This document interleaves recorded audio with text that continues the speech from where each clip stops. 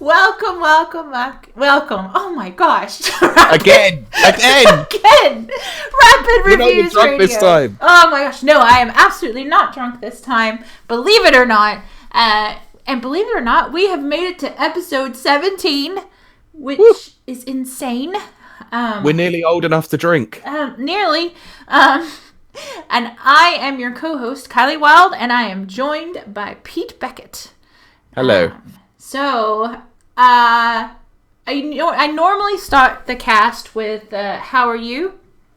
Yep. Might save that for later. Yeah, we'll definitely keep that one for later. Yeah, so we're gonna dive into the news. We will, yeah. And yeah, got some crazy stuff happening. Yeah, some really good news and some really weird news this week. So I think we'll start out with one of the strangest ones of the week. Yes, that sounds good. The Wonderful 101 has been remastered. Woohoo! So this was a Wii U game from Platinum Games. That's right, yes. That didn't sell very well on the Wii U. It did not. But Platinum Games actually launched the Kickstarter for this to actually get the remastered version on not just the Switch, but PC and PS4. Yeah, which I really like. I really like that. Yep. Less than 24 hours later, it was funded for all three platforms. Yeah. I didn't actually have a look and see what the current standing of this was. So if you want to give your thoughts on this, I'll find out.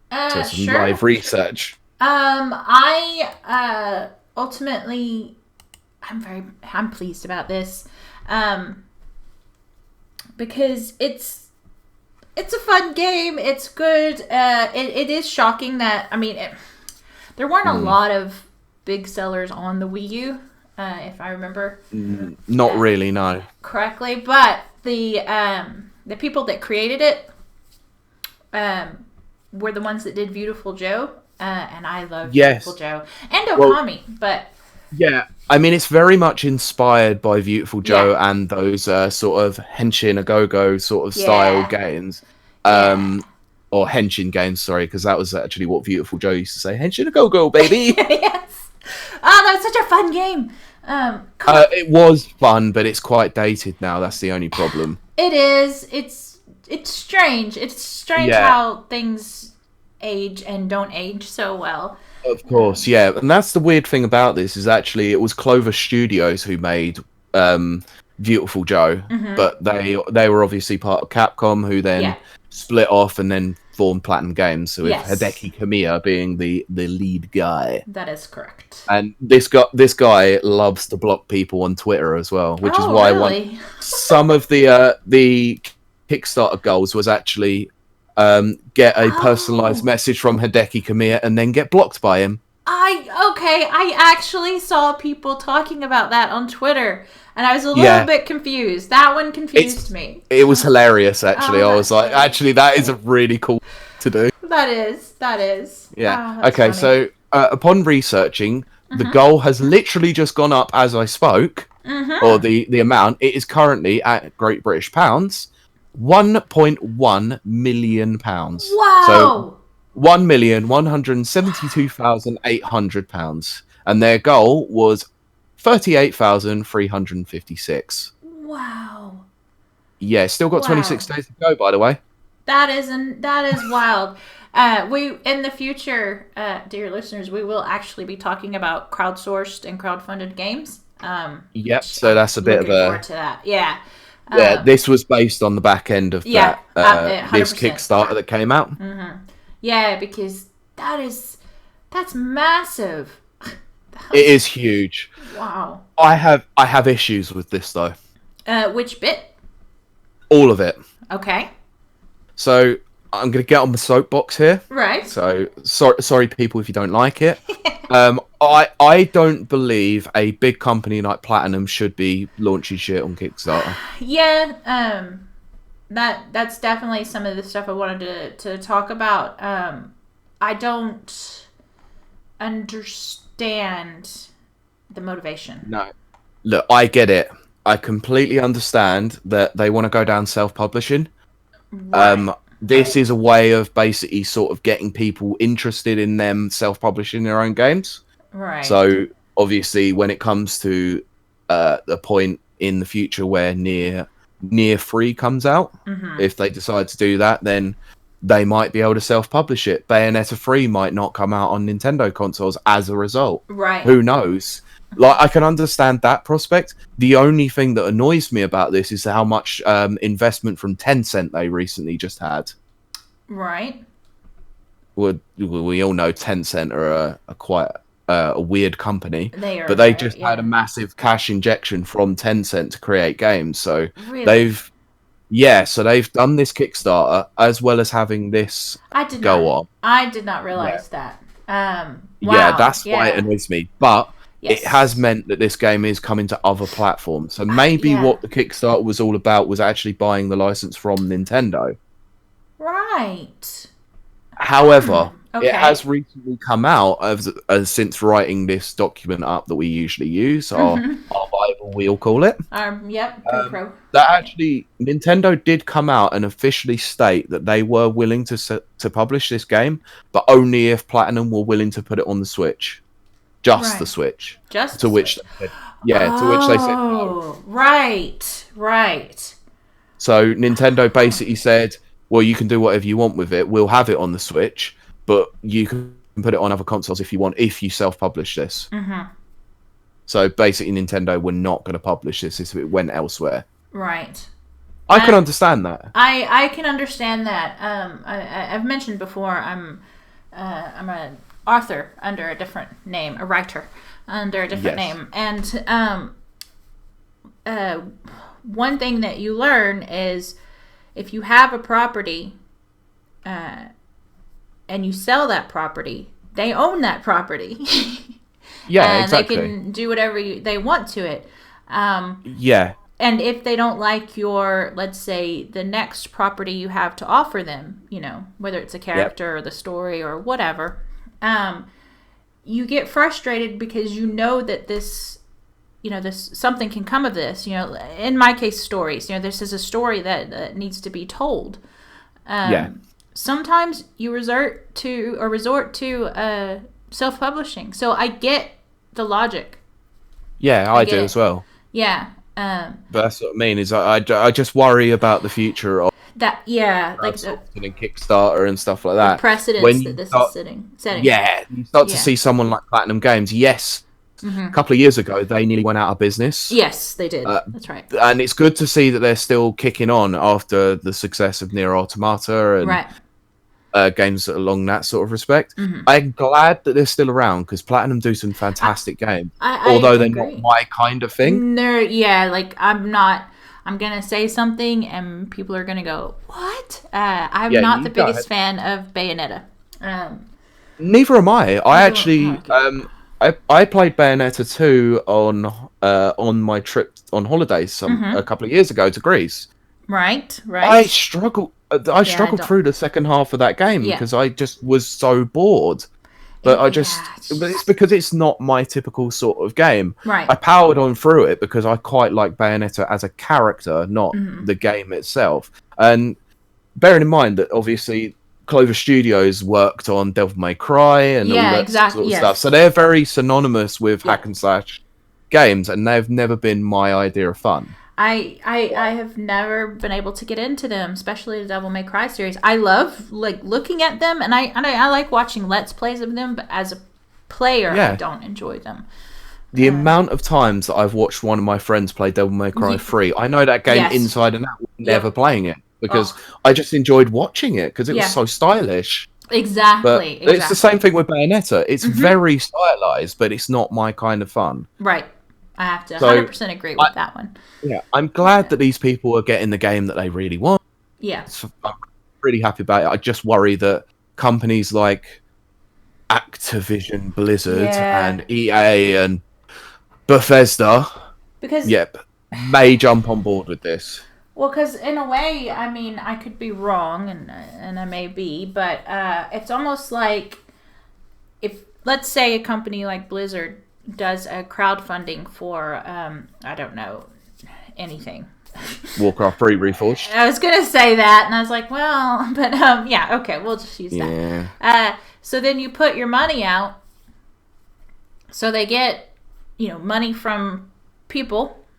Yep. And then they release the game, and while yes, the backers sometimes will get a free copy of a game. Not always, but sometimes. Well, it's not really a free copy if they've already paid for it. Well, exactly. That's kind of where I'm going with, and then and then of course it will then be available to the public. So there's the opportunity, if you're savvy enough, if you're kind of a shady character, you could almost double your profits if you do it right. And before a game is even basically made. And I don't that doesn't sit right. No, it doesn't with me. Yeah. I could literally see Bobby Kotick sitting up in an office watching this going, absolutely. Oh my god, Call of Duty Kickstarter. Oh gosh. Yeah. $30 like dot sites. Mm-hmm. That $50 kills the death ratio watch. Mm-hmm. Yeah. Those are real things, by the way. They're not that expensive, but they actually charge $20 for you to see your kill death ratio on Call of Duty Modern Warfare, the recent one, when that was actually a feature before. Yes, it would be an important feature. It used to be when I was multiplayer. Oh. Yeah, me too. I always remember my KDs being poor. Your KDs. My Halo ones were good. My Battlefield ones not so good. Although I love Battlefield. I am terrible at FPSs. It depends on what I'm playing, and I'm gonna go ahead and say it. I know it makes me a weakling, but if they have auto lock or auto aim, I do better with auto aim. I think everyone does. Yeah, I think everyone does too. It's a crutch.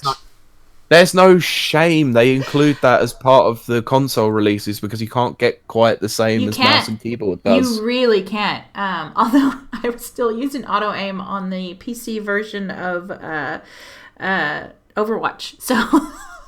Oh dear. But to be fair, the character that my main was, she kind of needed it. So. Who was your? My main was Sombra. Oh, okay, cool. Yeah, I like her shifty little ways, and that's cool. I mean, I only played Overwatch for about 2 hours, and I mained Winston. Well, he's cute. He's not strong, but the first thing that I saw with Overwatch was the animation shorts that they did with Winston, and that was fabulous. I was blown away by that, and I went, oh, he's so cool. I want to play as him, and then realized he kind of sucked. Yeah, I kind of stopped playing Overwatch when they released a character called Ashe. She is freaking amazing on the animation. I could see myself cosplaying her, no problem. In fact, I had someone message me the day that dropped, and they were like, "Okay, your next cosplay, obviously, because I have a Texas accent, and it's blonde hair, so it's perfect." It makes sense. Yeah, but the gameplay was already starting to get so just not good, and then fair enough. The last few months, they've just I can't support Overwatch right now. It's just not. It's not fun anymore. I can't support Blizzard or Activision or Activision Blizzard. I can't support either of them. So absolutely. I'm not getting Overwatch 2. I'm not going. I'm not. Warcraft 3 Reforged. I'm not doing any of that because they still haven't retracted the statements or got those people unbanned, and that doesn't sit right with me. No, they as a company, I'm very disappointed in them, and exactly. And I'm going to vote with my wallet. I was going to say it'll be a while before they get my dollars again. Yeah. Well, I was hoping they would start picking themselves back up, and then Warcraft 3 Reforged happened. Yeah, and it's just like if there's not some big changes coming to them, they're not going to last. I'm telling you. Of course they won't. No. Of course they won't. So, but I think we sort of diverted away from We it, but did. we covered most Always. of what we say beforehand. Yep. So, I'm going to get on to the next news story, which happens to be more about fighting games, like we were covering last, because Evo, the Evolution game fighting games tournament in Las Vegas, announced its lineup of games this year. Yes. A couple of days ago. So I will go over the games, and you'll notice you may see there is an interesting one in there. So confirmed on the list: Super Smash Bros. Ultimate, Tekken 7, Dragon Ball Fighter Z, Yes. Grand Blue Fighting Versus, Right. Street Fighter 5 Champion Edition, Of course. Soul Calibur 6, Of course, yes. Under Night in Birth. I don't know what version they're up to. Oh, right, yeah. And the last one, Marvel vs. Capcom 2. Which is insane. Yep. Yeah, that's very surprising. In the respect of this, they wanted to preface it by saying that this is not a mainstream tournament. Right. This is actually the Tournament of Champions. So there's going to be 8 players. Some of the most world-renowned Marvel vs. Capcom 2 players, basically playing exhibition games in a tournament to see who's the greatest of all time. Right. So Justin Wong's going to be there. Yep. Yeah. Oh, gosh. I'm quite excited about that.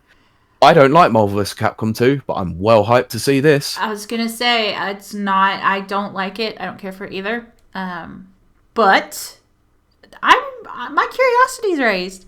I'm not, of course. I don't follow the circuit as much as you do, obviously. But yeah, even my little curiosity's peaked a bit. Yeah, I literally woke up on Wednesday morning because this happened Tuesday night in America, so it was about 3 a.m. our time. So I woke up that morning and I was sat on my phone at 6:30 in the morning. My girlfriend was sitting there eating her breakfast, and I went, "What the?" I had to stop myself there, obviously. And she went, "What? What? What?" I was like, "How the heck has Marvel vs. Capcom 2 made it to Evo?" Yeah, that's unbelievable. It's the weird thing about it is because obviously, Capcom don't own license anymore. They had to remove that game off of stores because obviously Marvel got bought by Disney. How is this being allowed? That's what stumped me about the whole thing. How are they able to stream this? Because what most people don't seem to understand, and what I found out a couple of years ago, is they actually need to ask the permission of all these license holders to actually have the games at their tournaments and then stream them, which is why we had an issue with Super Smash Bros. Not being able to be streamed a couple of years ago. Oh, yeah. Because Nintendo were very funny. They retracted that after a lot of community backlash. Yeah, a lot of more memes came out. So so I'm wondering who they've spoken to about getting this actually on their main lineup of games, and there's 9 games there. Yeah. So you may notice there's no Mortal Kombat 11. Yes, that was the first thing I noticed. There's no Dead or Alive or no King of Fighters 14 or 15. Right. Because 15 is due to come out at some point this year. No Samurai Showdown, despite a Switch version coming this year. This, it's a bit of a strange lineup. But of course, the biggest controversy out of the whole thing, no Smash Brothers Melee. So the Smash Brothers Melee fans were all unhappy. Yeah. Yeah. Do you think that's because now this is just me being very ignorant of fighting games and stuff, but is that because the Ultimate Smash Brothers is now the kind of big deal? No, it kind of is, yes, to a certain degree. They actually came out last year when the same thing happened. They tried to reassure the Smash Melee players that they could have a tournament themselves if they were willing to set up a side tournament. Right. Which they did, I think. I'm sure I'm sure I saw a Smash Brothers Melee side tournament happening whilst I was there last year. But it's just not officially designated on the tournament roster because they didn't want 2 Smash Brothers games on there. Right. Because a lot of viewers over the last couple of years before that had got annoyed that there were 2 games there, whereas they couldn't have both Mortal Kombat and Injustice on the same, which are both NetherRealm games. Yes, they are. Yes. So I can understand where they're coming from. Mm-hmm. They want the game that's going to bring in the more viewers and the more competitors. Right. Now, if you know much about Smash Brothers Melee, that is a very closed community where there is very elite players, and then if you don't come up to them, you suck, basically. Right. So that community is like, it's ultra elite. Like, in fact, the Smash Brothers community itself is so divided constantly about games. I mean, when Smash Brothers for Wii U was out, most of the Melee players used to call it Trash 4. Oh, wow. Wow. Yeah, they hated that game. And a lot more Smash players are a lot more forgiving of Ultimate because plays a little bit more like Melee now, with the 8-way air dodging, the speed and all that sort of thing is more akin to what Melee is like. Right. So I can get that, but they clearly want Melee on the main roster, and I don't blame them. It's a very well-viewed game. It always has been. It's been a mainstay of EVO for a many number of years. Yes, even I know that. I mean, that's, yeah. But you got to go with the times. They've got to go with something that's more convenient for everyone. Yeah. They don't want to have to bring a heckload of old CRT monitors in. Oh, gosh, right. Or get the community to bring all those in, or play them off of Wii's, or so they can play via HD and stuff like that. It's just, it muddles everything up when I've seen it in person. It is a very streamlined tournament, very, very well done. Most games are actually played on the PlayStation because it's for convenience sake. Yeah, of course, that makes sense. So all of these games, apart from Smash Brothers and obviously Marvel vs. Capcom 2 this time, are all being played on a PS4. Right. That's streamline everything, because before they've had Killer Instinct there, which was on an Xbox One. They've had GameCubes and Wii's and Wii U's there, and you have to lug so many things in there with it, and it makes it awkward for organisers. And I get it. I completely get it. As someone who has run small scale tournaments and is due to run another tournament at some point this year. Yep. I can understand the logistical side of it. Absolutely. Yeah. So that makes sense. So sorry, Smash Melee players. I feel sorry for you because you should have a spot. But like has been said, Mr. Wizard, the guy who does run it, has said they'll have side tournaments there. There are always side tournaments there. Yeah. Well, I mean, Tatsunoko versus Capcom had a huge one, like there a couple of years ago, and that game wasn't very well loved because it was on the Wii. Yes, exactly. That game is fantastic, though. Oh, really? Can I just preface this with saying that there was some pretty sad news that came out of Capcom this week? Oh. The producer of Tatsunoko vs. Capcom and Marvel vs. Capcom 3, Ryota Nitsuma, is actually leaving Capcom. Oh, wow. I'm so very disappointed by that because I really wanted to see him make Tatsunoko vs. Capcom 2, but that's never going to happen. Yeah. God, a lot of leavings this week. Yeah, there's been a fair few leavings, so that raises us on to the next and last story. That's true. This is a company we both quite love, and quite despise at the same time as well. Yes. For their odd practices, let's say. Yeah.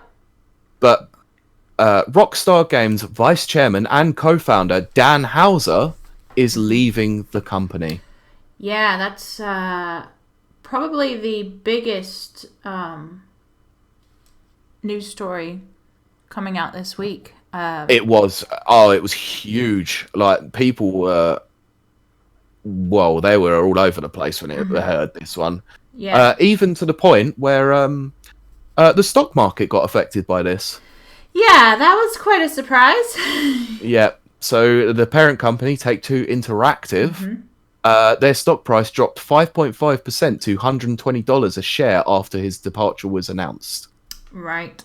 Hit those fat cats in the wallet where it hurts most. It's crazy because all of that coincided with their it was their third quarter financial results. Yeah, so this was on investors call, wasn't it? Yep. And so they had to get, along with this announcement, they had to do a conference call to investors. And funnily enough, I actually saw the document from this investors meeting. Yeah, which I really want to read, but yes. Yeah, I saw a little bit of it. I'll send it to you later. It was just, it said news, and then they listed off some of the stuff. So some of it's been redacted, obviously. Right, of course. Yeah. But then it said other news, and it's literally just the announcement of his departure. Mm-hmm. Where it actually says that he has been taking an extended break since spring 2019, and his leaving date is the 11th of March 2020. That is so surprising. Yeah, so he's been absent from Rockstar Games for over a year now. For over a year. Do you think, I mean, it's an inevitable question, but do you think that's related to the 100-hour, crunch culture? No, not exactly. Right. I think this has something to do with... it may have something to do with the crunch culture. I think, according to a few people that I've seen quoted on this, has said that the process of working on Red Dead Redemption 2 and its online infrastructure was quite a daunting one. Right. And being the fact that he's co-chairman and co-founder, right. He didn't just do this. He was one of the main story writers for most of Rockstar properties, including Bully or Canis Camin Edit, if you want to note its PS2 version. Right. Red Dead Redemption, Red Dead Redemption 2, GTA 5. He co-wrote most of these games along with his brother. I can't remember his brother's name, to be honest. Sam, I think. Oh, that's the one. Yeah, Sam Hauser. Wow, I can't believe I pulled that one out. That's good. Yeah. Oh my gosh. So they basically co-wrote most of the GTA franchise. Yeah, they had other writers on board, but Dan Houser was the one who pretty much co-created Red Dead Redemption and made it into the absolute masterpiece that it was. So this process was clearly weighing on him quite a lot. Yeah. And he probably just needed a break. And I think this extended break has meant that he's fallen out of love with the company. Yeah, maybe burnout even? Yeah, it's possible it's burnout, but it'll be interesting to see whether or not another company decides to tap him up in this time. Yeah. So you would wonder if a company like, let's say, Activision Blizzard or Microsoft, someone like that, came along and went, "Oh, we'll offer you big money," and then he goes to them. It's clearly that he's had a falling out with his brother. Right. Oh gosh. But if he stays quiet for a while and he doesn't do anything for the next year, it's probably burnout. Well, there is that, but there's also he may have a non-compete. In fact, I'm 100,000% sure he probably has a non-compete clause. God, can't speak today. In his contract, which means usually, at least in the newspaper world, it's about a year. So I think it will be interesting. I think that this next year will be very telling where he was at mentally, where he's at relationship-wise with Rockstar, and it's just really, it really came as a surprise for me. Yeah, for sure.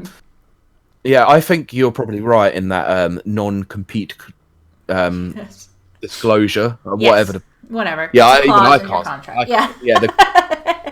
Because there is. I mean, the same thing happened to Hideo Kojima for a while, didn't it? Yes, where he was still under Konami's employ, but he was doing his own thing. Yes. And which led to him obviously not being at the Game Awards that year, and we all know the story. Yeah. So, I think it's like that, and I mean there might be another example in the sports world. I won't mention it here, but this is something that me and a few other people have potentially discussed about a manager who left a Premier League club who might be moving on to another Premier League club, but is still out of a job since December, I think it was that he left. So we've got a feeling that there might be that kind of clause in his contract that he can't go and join another club until the end of the season. Yeah, I wouldn't be surprised there either, because, like I said, even for me, just working in newspaper, I couldn't. Yeah. I had to let a year pass before I could work for another newspaper in the same capacity that I was working in. So. Yeah. So it's just. it's very funny how business works like this. You know, they don't want their good talent being tapped up by another company, like especially so soon after his departure from like the company that he pretty much made what it was. Yeah, because companies, they plan very far in advance. I know myself, I plan at least 5 years in advance, but companies like Rockstar, they're probably kind of like Apple as well. They're probably 10 years advance. And they're huge. Yeah. They're absolutely huge. You can't go a single place without knowing who Rockstar Games is in the game industry. Even non-gamers know who they are. Right. Or if they don't know who they are, you just mentioned Grand Theft Auto and they know exactly who you're talking about. Yeah. So they've probably got, 10 years, 5 to 10 years worth of ideas, swirling around already that he's given them. Definitely. Without a non-compete, he could just be like, well, I'm taking my ideas and going home.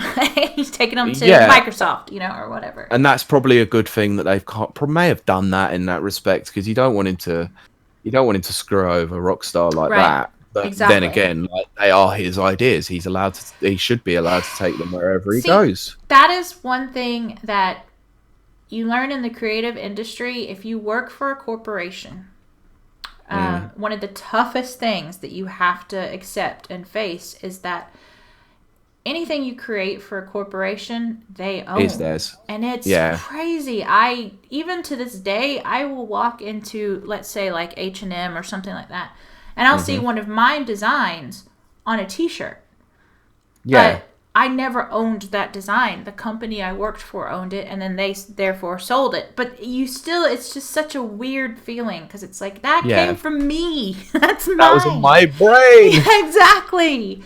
I get that. But can I bring up a point of what I was seeing when I was researching this a lot? Absolutely.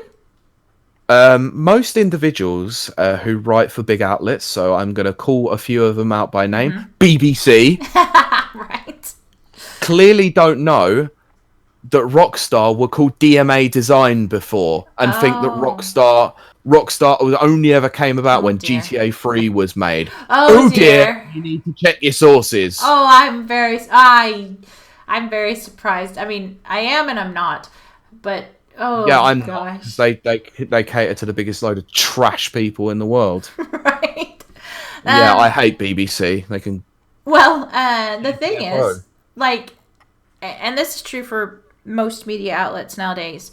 There used to be departments called research departments. They don't have those anymore, really, do they? No, they really don't. I guess it's maybe the advent of Google, so they've just got, like, an intern sitting in an office Googling up stuff, but I would agree. It's just lazy. Yeah, it's weird, because that used to be like a very, I'm not going to say prestigious, but researcher for media that was a career, and it seems to have it no longer exists or something. Well, why do you think everyone's talking about fake news now? Because nobody actually researches their news anymore. No, and it's weird. I guess it was the advent of blog culture. Yeah, definitely. Like, so many people doing blogs who can do so much better stuff than they are. Yeah, and they don't have to verify their sources, and people read it, and I don't know. But anyway, got off topic again, which is going to happen a lot this episode. No, to be fair, that was kind of on topic still. Okay. Because it was talking about GTA and Rockstar. Well, yes. The fact that they just clearly didn't know that they made three other games and a few other... three other GTA games and a few other games for other consoles in that time. They did, yep. And it doesn't take an idiot to go onto Wikipedia. No, exactly. I mean, Wikipedia is not always right, but it's got sources. At least it's pretty aware. It's pretty aware. You just follow the sources back, and that's what I do anyway.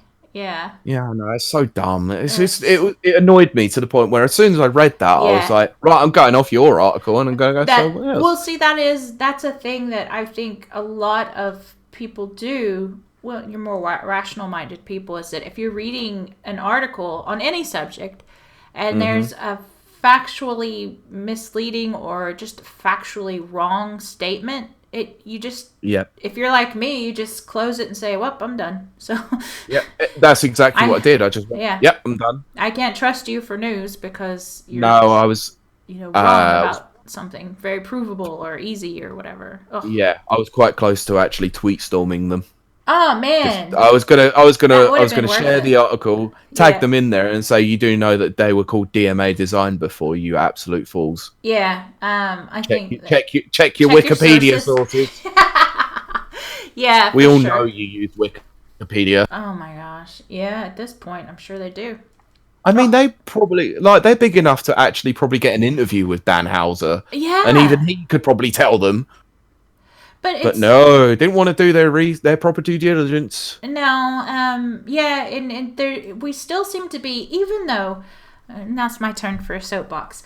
Even Yeah, though you go ahead. we seem to be in a time period where geek culture is kind of more mainstream accepted. When Oh, it comes definitely. to the Avengers, well, the Marvel movies and the television, Netflix, all of the, a lot of Yeah, superhero, yeah, yeah. genres and stuff like that. Video games, though, still seem to not be like D&D and other tabletop gaming. That's being almost brought up to an almost legitimate level now. Well, that's because of Stranger Things on that one. Stranger Things, and then a lot of podcasts now are just D&D games. Yeah, because Which are, I think the advent of Critical Role probably helped with yeah, that quite a Critical Role lot. is the probably the biggest. I think they're doing an animated series now. Yeah, they are. So all of that's being, and then Lord of the Rings, all this stuff that used to be seen as, oh god, oh, so geeky, oh, you're such a Yeah, nerd for not liking anymore. that. Not No, anymore. It's not it's really, is it? mainstream, except Yeah. video games. Yeah, it's And still a little bit funny. yeah, and it's a very strange thing. I was actually talking on Twitter with someone who was it was just they were doing an offhanded comment of I still play with toys or whatever, or things that are considered Oh toys. yeah, I saw that. Yeah, and people are like, what are you, a child? The same thing happens to me. Yeah, like I went for I went and got my haircut not too long ago, and the lady doing the haircut probably actually is my age or very close to my age. Yeah. But I look considerably younger.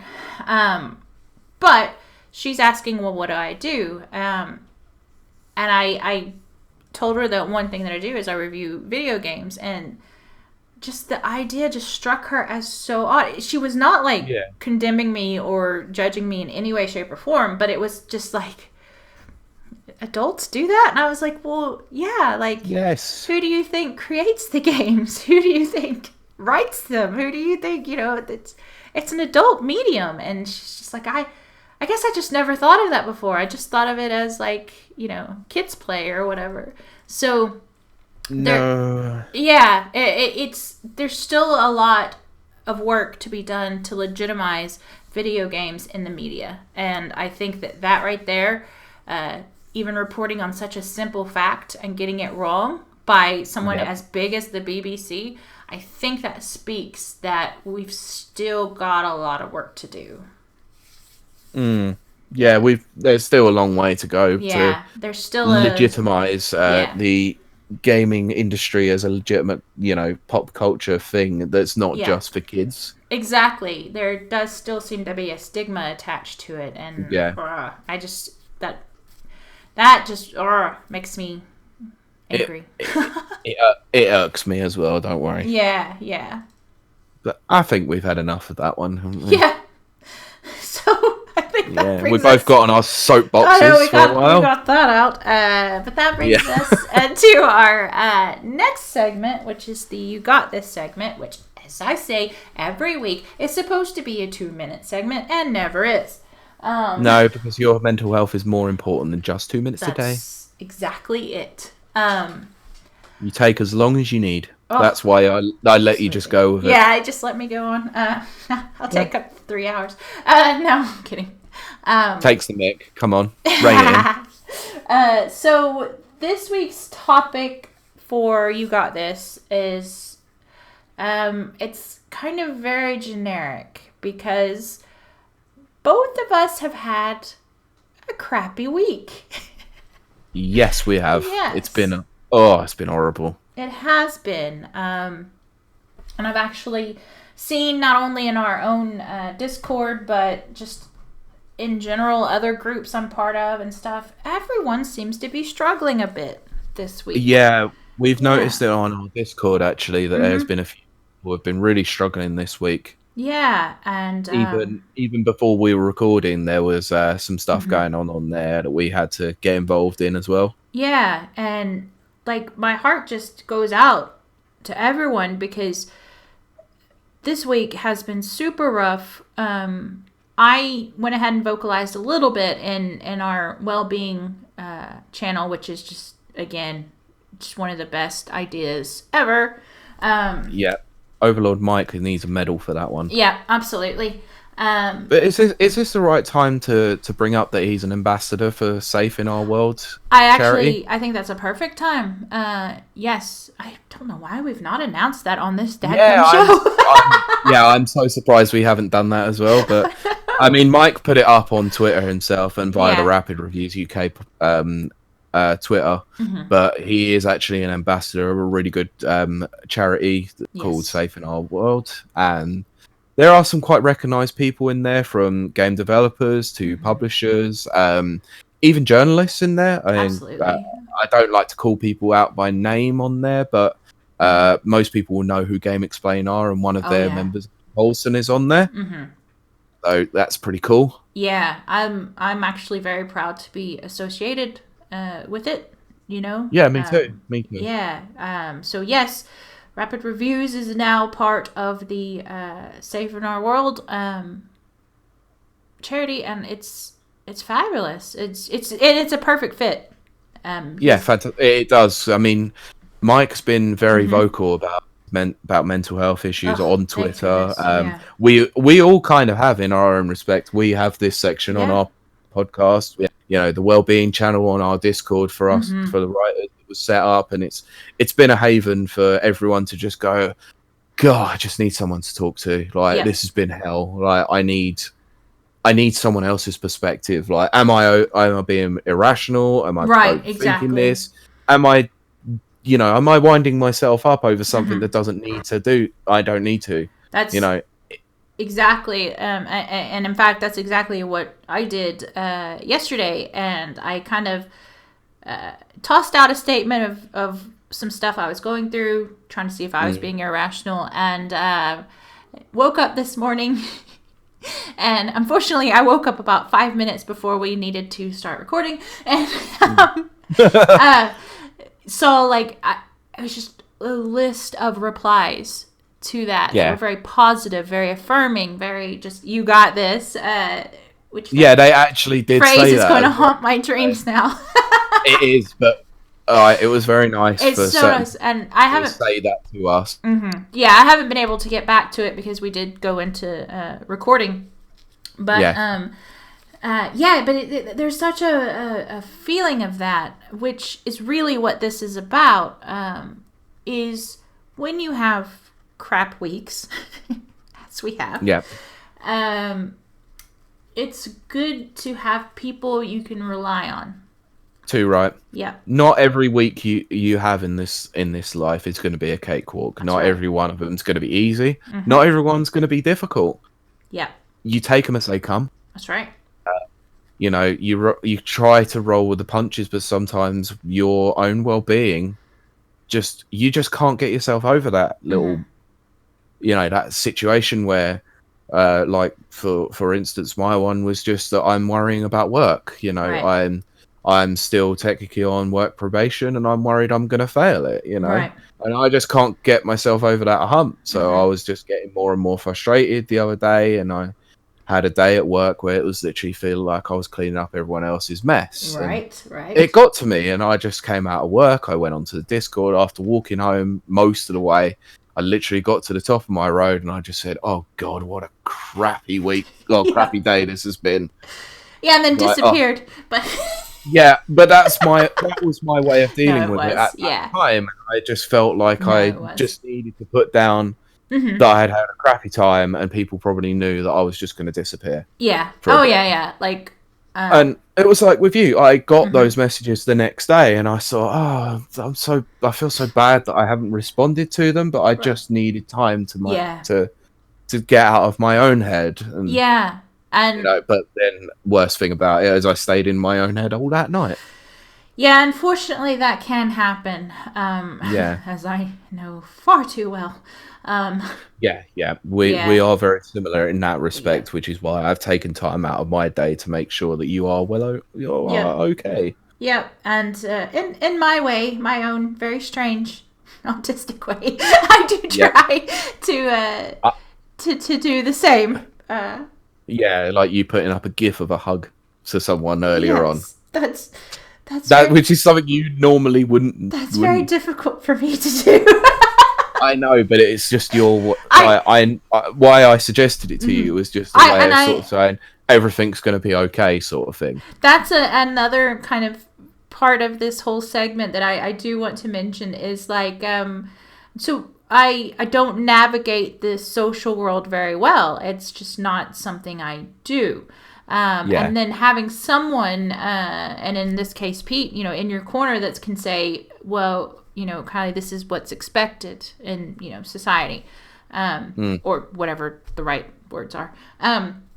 There's social norms. Thank you. That's what I mean. There's a kind of comfort in that because I don't know the right or wrong thing to do. I can guess the extremes, like you don't want to go punch someone in the face if they're having a bad day, but unless they're into that kind of thing. But but on the kind of more nuanced stuff, I lose my way a bit, and it's good. It's very good to surround yourself with people who understand that about you and can also offer the advice or, direction or whatever. And also to have people around you, which is my favorite thing, that'll say, you're being a jerk, or this would be very hurtful if you did this, Yeah, exactly. I need that. I'm one of those people that need that. Of course, I don't like to be the sort of person that sympathizes with literally everybody. I'd like to try and see things from a balanced perspective. So if someone has approached me saying, oh, this has happened and this has happened, I'm not going to go into specifics, but I try to think of how it would affect the other person involved in that situation too. Say if you had a disagreement with an employer, like how would this affect the business, but how does this affect you as an individual to not be treated rightly by an employer? I get like that certain people are obviously not going to be are not going to have that approach, and that's why I try to have that approach, because to be a good and effective communicator, especially when it comes to mental health, you need to be balanced. You can't take sides, and you can't take one person's perspective as literal law. You have to understand that there are two sides to every story. That's my weakness because, as I mentioned, even off air, I have what's called black and white or concrete thinking. And that's not just you. That's just generally a thing for autistics, isn't it? Yeah, it is. And what that means is it's either one way or another. There's not a lot of gray area. So there's a good and a bad guy, or I like this thing or I don't like this thing. There's no I kind of like this thing. It's an all in or all out. And I get that. Yeah, so I tend, if something comes up, well, as I'm older, I'm becoming more self-aware, and I replay some of this stuff in my head, and I'm like, oh my gosh, Kylie, really? I have a tendency to just say what I think, or what I, whatever, I'm just very, very blunt. I mean, there's nothing wrong with that at all. Well, there's time for it. Blunt. Yeah, there's a time and place for it. Yeah. And so kind of what I'm learning, in therapy, but also what I'm loving in this well-being channel specifically, but just in life is learning all these different perspectives and the way people receive things or perceive things or, stuff Yeah. like that. Like, I am very blunt. And I was raised in a very, we're going to say strict in this case, although there'll be a book about it later, but household, where, just things were very brutal. It was very, very, so my way of thinking can kind of mimic that. Well, and so I'll just say something that I think to me just makes perfect sense. And, it makes sense to someone else. It doesn't make sense at all. And they get very, very upset. And I feel terrible. Because it's never my intention to purposely upset someone ever. And yet I do it quite frequently. So to tie all this back, it's just really this week, as you take your time, just make sure you've got people in your corner. We're very fortunate. We have basically the entire Rapid Review staff, in our corner, and we're there for each other. And I think literally someone said, we've got your back on this, Kylie. And it's like, they did. And that was so amazing to see. I did well up a little bit. I was like, oh god. Yeah, see, I mean, we're all a bunch of cheesy mofos, but we freaking fight for each other, and I love it. I love it, and that's what, just I encourage you as you go out this week, surround yourself with people who've got your back. And we say it every week, and we mean it the same every week. If there's no one out there cheering for you, we're cheering for you. Always. We've got your back. We're here. I'm just not putting the cheerleaders outfit on. That's it. That's just that's my one rule. That's my one rule. But I was looking forward to that. Well, there goes my Saturday. Ultimately, just surround yourself with the people. And I know how. Believe me, I know more than anyone how, lonely it can be. And I mean that even if you're standing in a crowd, I've been lonely. There. I think we all have. I said it once to my partner. I said to her, because she's had to learn this quite quickly as well, because being the fact that I'm the way I am sometimes. Right. I have said to her, I take it you've never sort of been in a room full of people but felt more alone than you've ever felt in your life. Yeah. And she went, no. And I said, well, that's how I feel about 99% of the time. Yeah. That it's not a reflection on you because I care about you, right. But that's just me, and I've got to learn how to try and sort of combat that negative mind frame.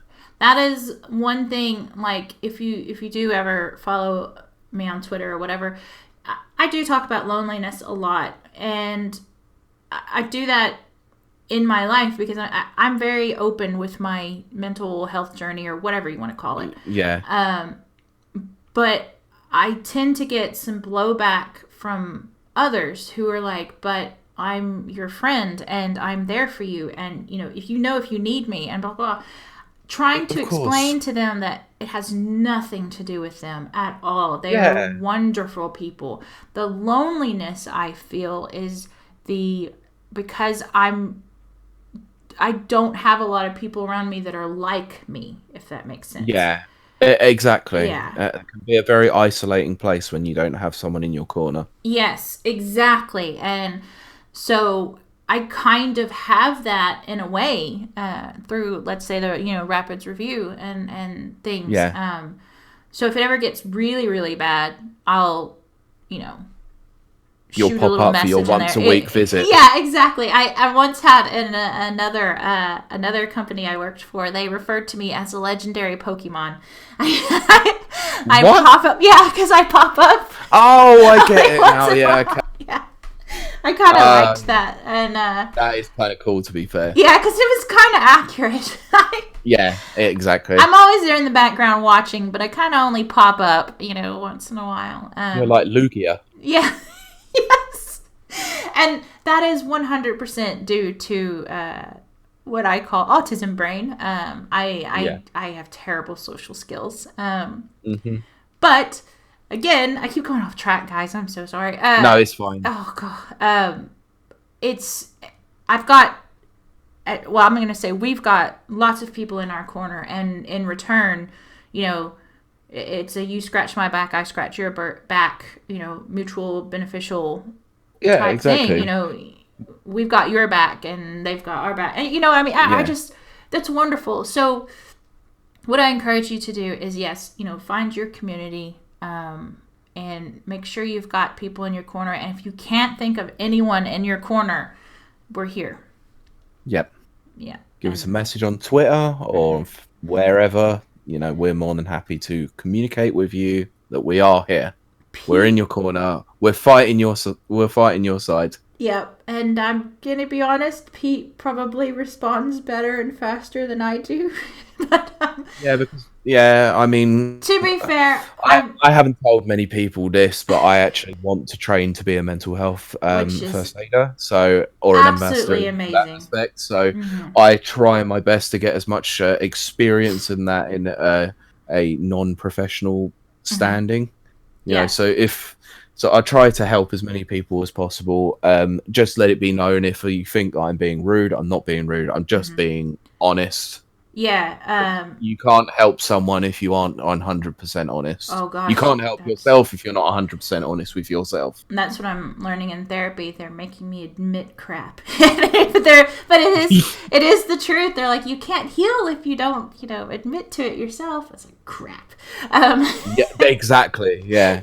But if you lie to yourself, then who else can you lie to? You can lie to literally everybody. Exactly. And it does kind of prevent your healing. And but yeah, so Pete's really good at that stuff.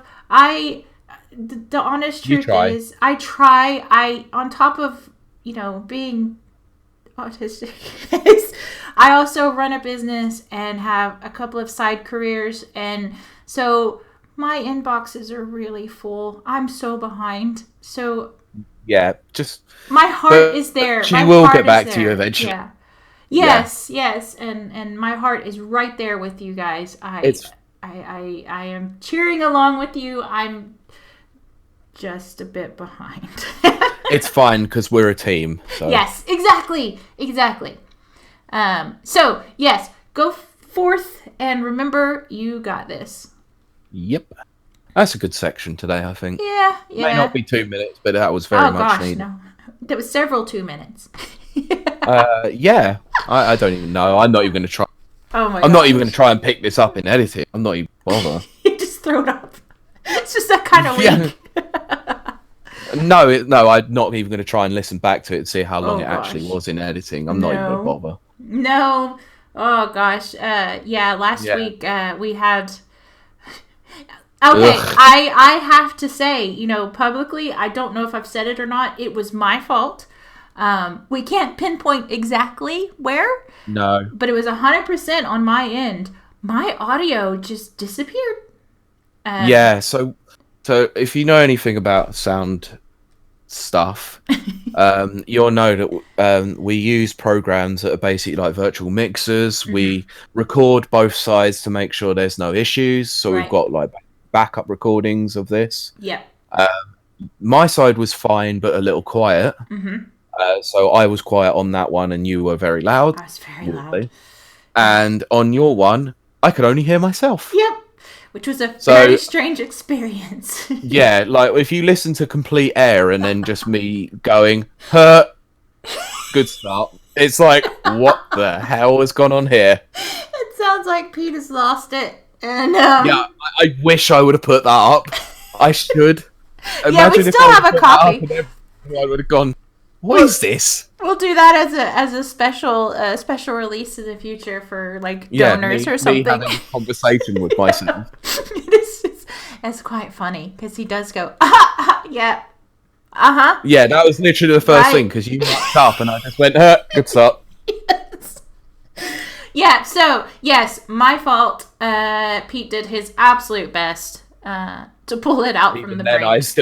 Even then, I still mucked it up because it was at 12:30. I tried to edit that at night. No good.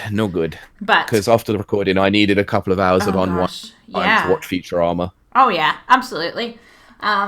Always. Yeah. So next. Funnily enough, just as a little side story to that, I actually got up to the episode where it was the giant brain. It's like, I am the greatest. Big brain am winning again. Now I will leave Earth for no reason. But yes, that's where I get my Twitter handle, is from the brain episode. That's why I mentioned it. I loved it. Yeah. I laughed my butt off on that one. I was just like, yes. So good. It's so good. But yeah. But shall we shall we run very fast into our next topic? Gotta go fast. Yes. So we teased this last week, didn't we? We did. Okay, so I'll go off on this. The Sonic movie comes out on the 14th of February, my 32nd birthday. I am old. Oh, gosh. And I'm going to see a movie that is aimed at kids for my birthday. No. I'm right behind you, so well, you're too slow.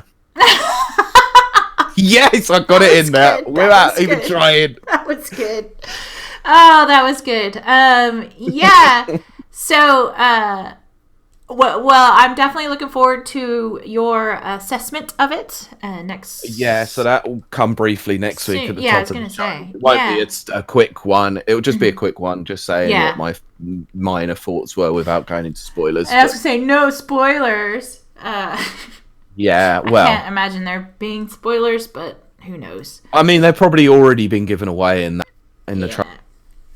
Yeah, exactly. That's how movies do. I'm kind of hoping at the end of the film is just a horrible dream and we actually get that horrible Sonic. Oh my gosh. That would be really funny, wouldn't it? Yes, I actually read... This is how I think I should look. This is what I want to look like.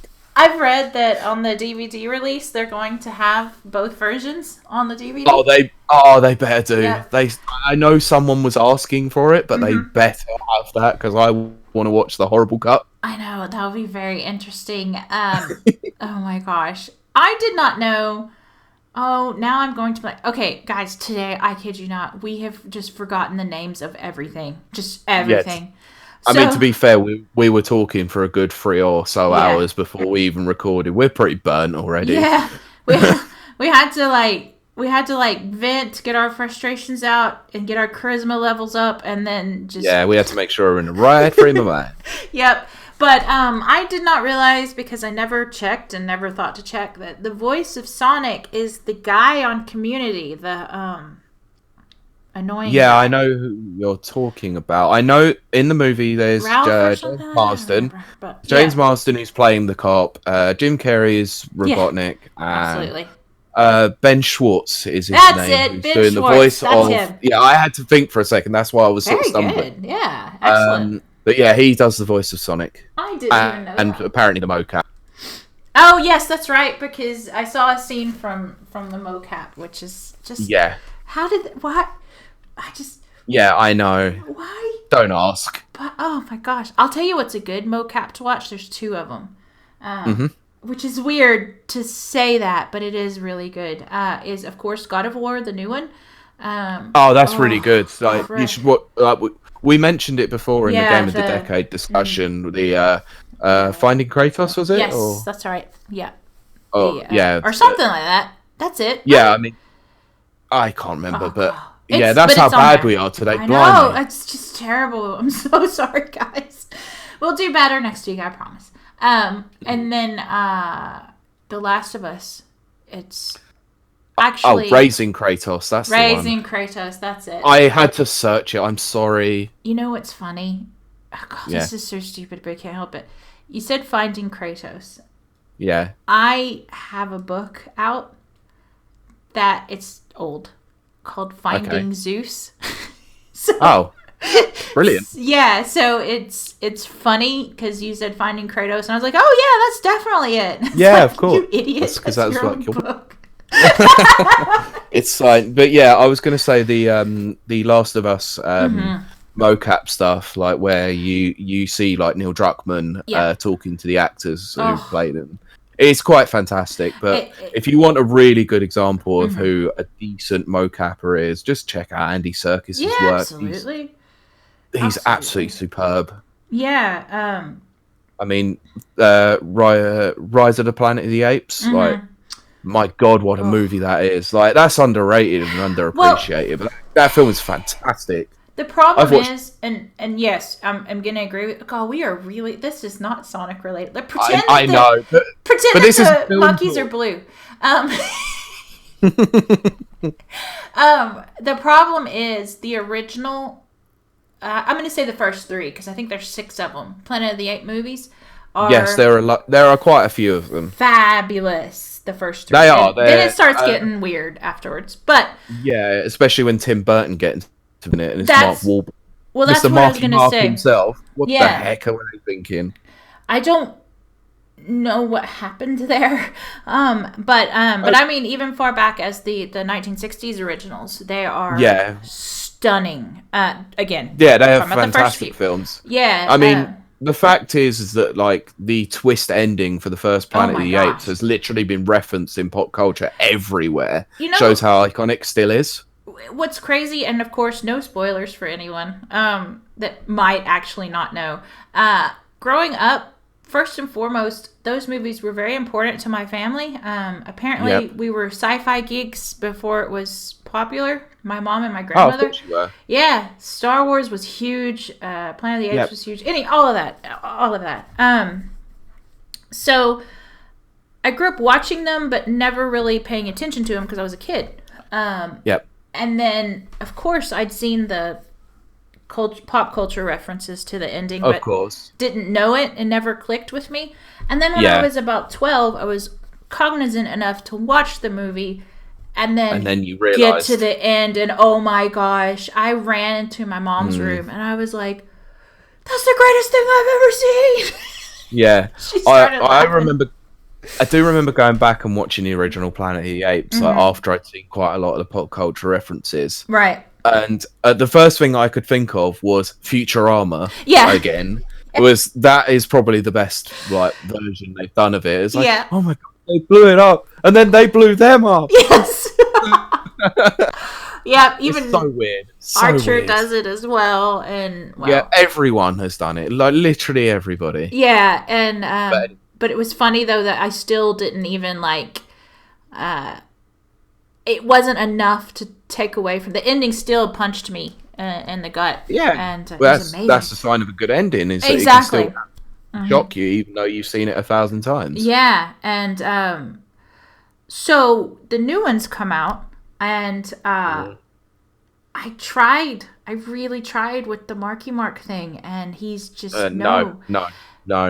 Tim Roth is really good in that. Oh, Tim Roth is good in everything. Brilliant. He's brilliant. Oh my gosh, yeah, he's just an amazing actor. He makes me hate him in some of the movies he does. In Rob Roy, I hate him. So do I. I absolutely despise him, but it's because he's so good at it. Unbelievable. Oh gosh, yeah. Anyway, we are way off topic, but to go back to mocapping, which we will bring back to Sonic.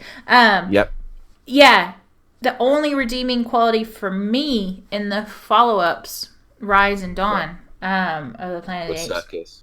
With Circus, 100%.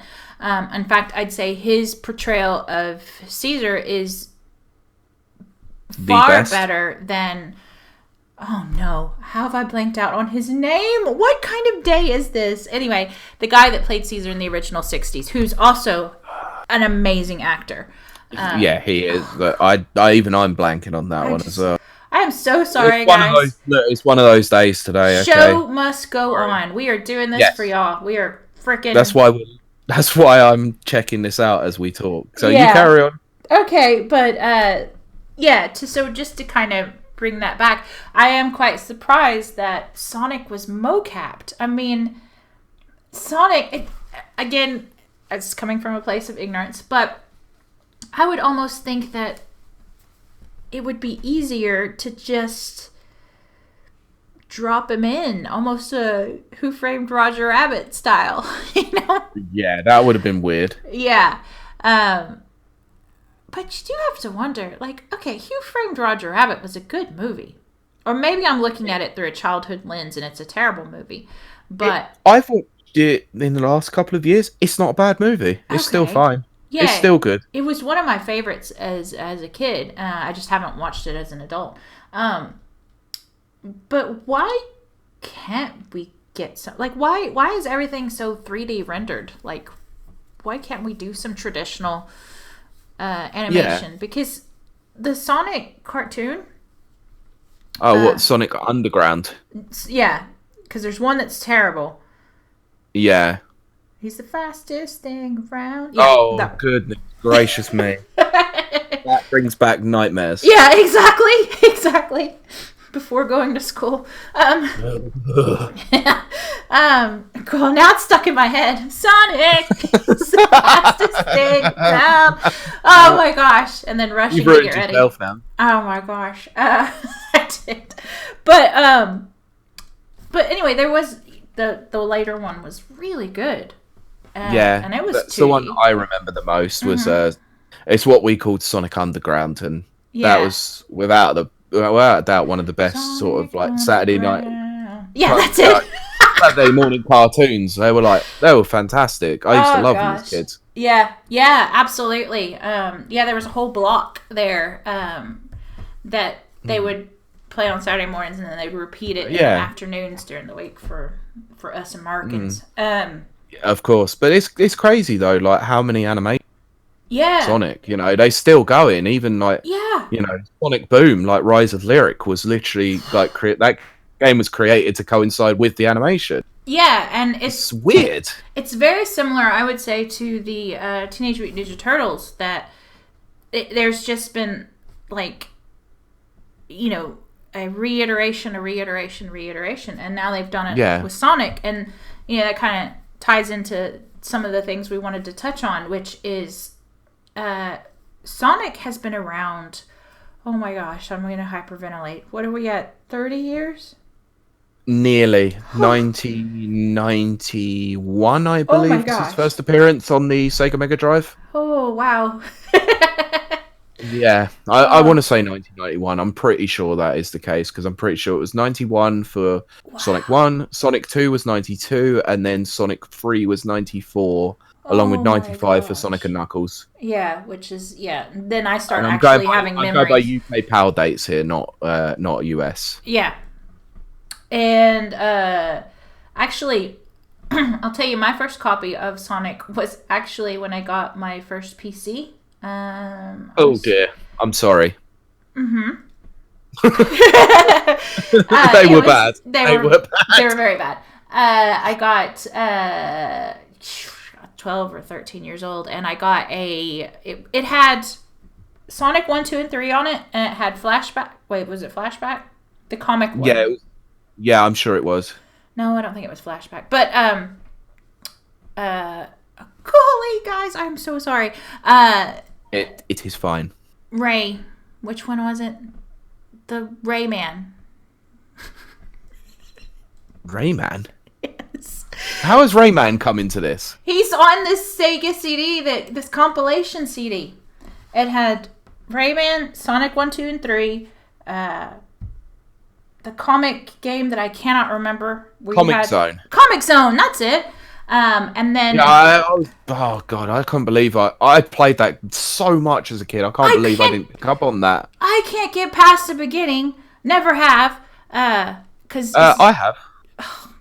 I love my little rat buddy. It's really hard. Yeah. Yeah, I only got as far as the second level. I was gonna say, I think it's the boss I get stuck on, the first boss. That is quite tough, to be fair. Yeah, but... So, it came on this compilation CD that was on my PC for some reason. I'm actually sure I had that as well. It wouldn't surprise me. I think it was pretty well distributed. There's an RPG on there. That's how I first played it. I'd probably Phantasy Star. Was it? I played it, whatever it was, so that's cool.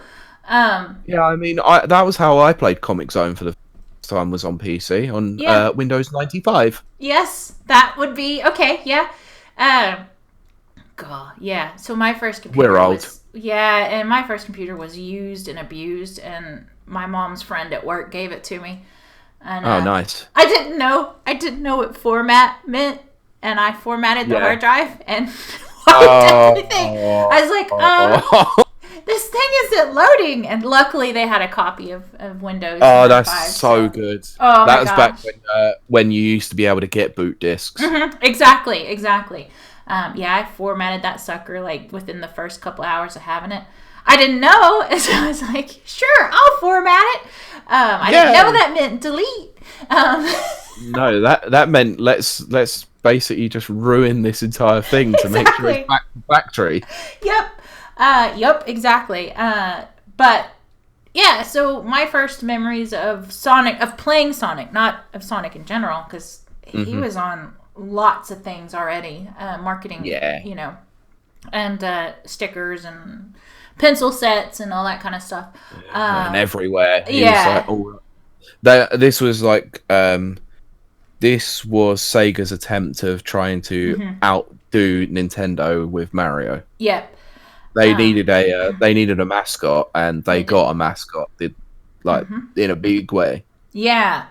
And there is, again, I believe it's on YouTube, there's a discussion about what makes a good mascot, and it was going around during that time, why was Mario so big? What had, Nintendo done? And so they kind of wrote this report on it, and so you got a few mascots out of this think tank, which was Sonic, Crash, and the bunny, I think. What was his bunny? Or was he a cat? The one that everyone rolls their eyes at. Big? No. This was separate from Sonic. Bubsy. That's it, Bubsy. Bloody Bubsy. Why do I have to keep thinking about freaking Bubsy the Bobcat? So, God, I hate that thing. Yeah, everyone did, but that's the three that kind of came out of this think tank, and Bubsy bombed. But Sonic... Crash stayed true. Yeah, Crash stayed true. Sort of. They did some weird things with Crash. I remember that. Twinsanity. Yeah. A strange time. But Sonic came out of that as well. And I don't know what the appeal is from Sonic, but I liked that he was blue and red, which I like those. Not gonna lie. Yeah. They're my two favorite colors, so that appealed to me. I mean, my favorite colors are light blue and pink, and this was just the stronger version. So And so I enjoyed it, and I love the art and everything. And then, of course, as I got to play it, I very much enjoyed the play style because it was fast. I know that sounds silly, but it was fast.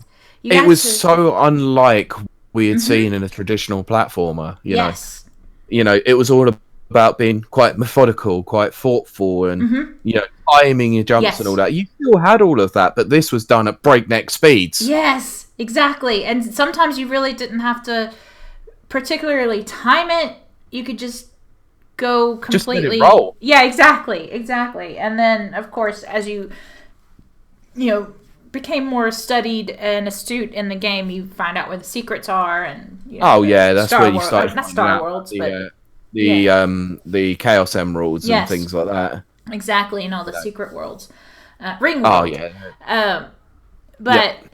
yeah. So it was fun, and it was fast, and it was loud, and then the colors were so bright.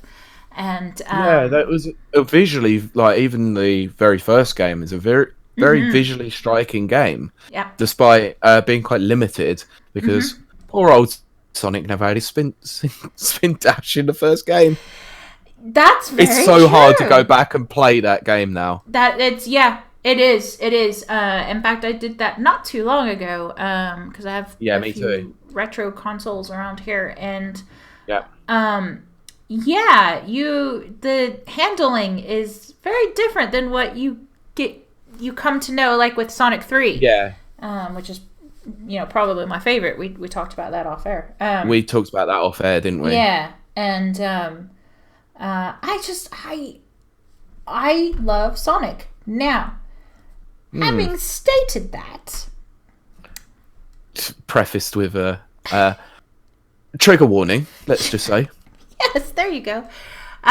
Sonic as a character has developed a fan base that I can no longer relate to.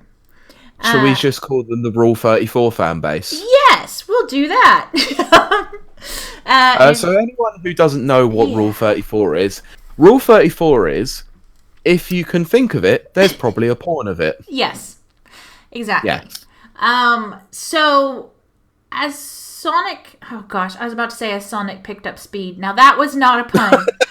Oh my god. That would have been good though. I would have loved that. But I was like, really, Kylie? But as it picked up speed, and became very much a character with a fan base and blah blah. They had to bring him into the next gen of things, and that's where we get to the Sonic 3D games. For some reason, along with that, came some very... I guess it's just the advent of internet culture or something. I would say so. Yeah, so you got to see these permutations of what's called slash fiction and artwork. Yeah. Fan fiction or whatever you want to call it. Fan fiction, yeah. And then deviant art sites that... And 4chan. And 4chan. 4chan being probably the biggest purveyor of such things. Oh, Sorry, I had a bad cough there. So it's very it's a very strange thing, because I think that all of us, like I said, it's got a lifespan of almost 30 years now. So a lot of us, especially in the gaming industry, we have an idea of Sonic in our head. So for me, it's the 2D, fun, going fast Sonic. Yeah, it's always going to be that way for me as well, because that's how I had experience many years ago where one of the first consoles I had and one of the first games that I really played quite religiously was the Sega Mega Drive, where I played Sonic 2 and Sonic 3 and Sonic and Knuckles to death. Boo, Knuckles, but yes. I played those games really religiously. Yes. And I was one of those sorts of people that would take the Sonic and Knuckles game and put Sonic 1 on there to try and play it, and you couldn't do it. No, that's true. Right. But that's very true. There was something really cool with that you could play the special stages doing that. Really? Yeah. Yeah, like it would come up with a screen that basically said it was impossible to do it, but if you pressed a button combination, you could get in and play loads of special zones. Oh, that's cool. I wonder if that's it was really cool. I wonder if that was like a dev thing. I think it was. Yeah. I think it was a way of going, oh yeah, so you were smart enough to think about putting Sonic 1 into this. Oh, you get nothing out. Oh, wait. Your big-brained move. Yeah. Yeah.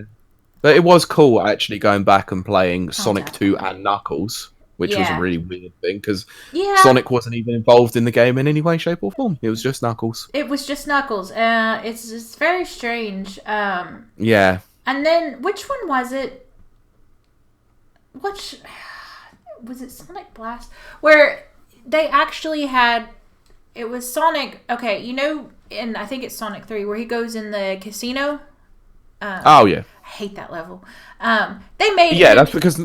That's because nobody could learn how to get past that, stupid barrel. That's why. Oh, I hate it. Oh, Most gosh. people just kept jumping on it. You just had to press up and down. I would just keep... Which I didn't figure out until, a couple of years ago. I definitely didn't know. And I just, I'm actually getting angry thinking about it now. Me you too. just get, boom, back and forth. Anyway, yeah. Over and over. But then they made an entire game. I don't think it was a bootleg game, but an entire game of casino, like Sonic Casino or something. It was Sonic Spinball. Spinball, that's it. Wow, because I'm not finding it in the list, but that doesn't mean anything. Especially today. But yeah, so I hated that game. That's probably when I first started going. The shine started to come off of Sonic. No, for me. I honestly didn't play any of the side games, really. I mean, there was Sonic Spinball, Doctor Robotnik's Mean Bean Machine, which was basically just Puyo Puyo. Yes. I never played those. The point where I started to fall out of love with Sonic was, and I am going to say this, and I expect some backlash: Sonic Adventure. Yeah. I would absolutely. Oh boy. Yeah, I have to agree with that. Look, there are some elements of the games that are really fun. Like, the speed is outstanding. I love the fact that they managed to maintain that aspect of it. The breakneck speeds are always going to be there in the 3D games, but that game was a buggy mess. It's very, very, very much is. I think it was the. Did I play that one first? I don't know, but I didn't. I was not a fan. Yeah. I think where it started to decline for most people, though, was Sonic R. Yeah, I'm trying to. Yeah, there's the one I played. Okay, Sonic. I will always remember the JonTron video of that. He's unfortunately taken down now. Oh no! I'm so disappointed with it because it had one of the best skits in it. Yes. The bit where it's talking about all the Sega executives sniffing cocaine and say, "What the F is a Sonic?" Yeah, they're not allowed to have that was anymore. So but yes, funny. That was very good, and I would say probably very accurate. It was. It definitely was. The one that I can't stand, and I'm sorry, guys. I know we've got some Sonic fans that listen, and remember, it's just an opinion. It doesn't matter. Yeah. It's a hill of beans. It doesn't matter. But Sonic and the Secret Rings. Oh dear. Oh dear. That I got cheap because it's a Wii game, and I was like, it's a Sonic game. I haven't really played a lot of the Sonic 3D games. Maybe this will, whatever. No, it was terrible. Yep. It was absolutely terrible. I felt the same thing. One of the people I used to work with at my very first job, he owned a copy of that because he was one of these sorts of guys. He wasn't a massive gamer, but he did like games to a certain degree. So he had a Wii and he played a few games on there. So one of the games that he got with it, I think from his mum when he got given it as a Christmas present, was Sonic and the Secret Rings. Right. He lent it to me and he went, "Oh, you're a gamer. You like Sonic. You might like this." I went, "Okay." An hour later, I phoned him up and I said, "Why have you given me this crap?" It's terrible. Yeah, it's so bad. It's so bad. And that kind of, of course, correct me if you feel you disagree, but I think that kind of signaled just a few years there where Sonic, the quality just, I don't know what they were doing.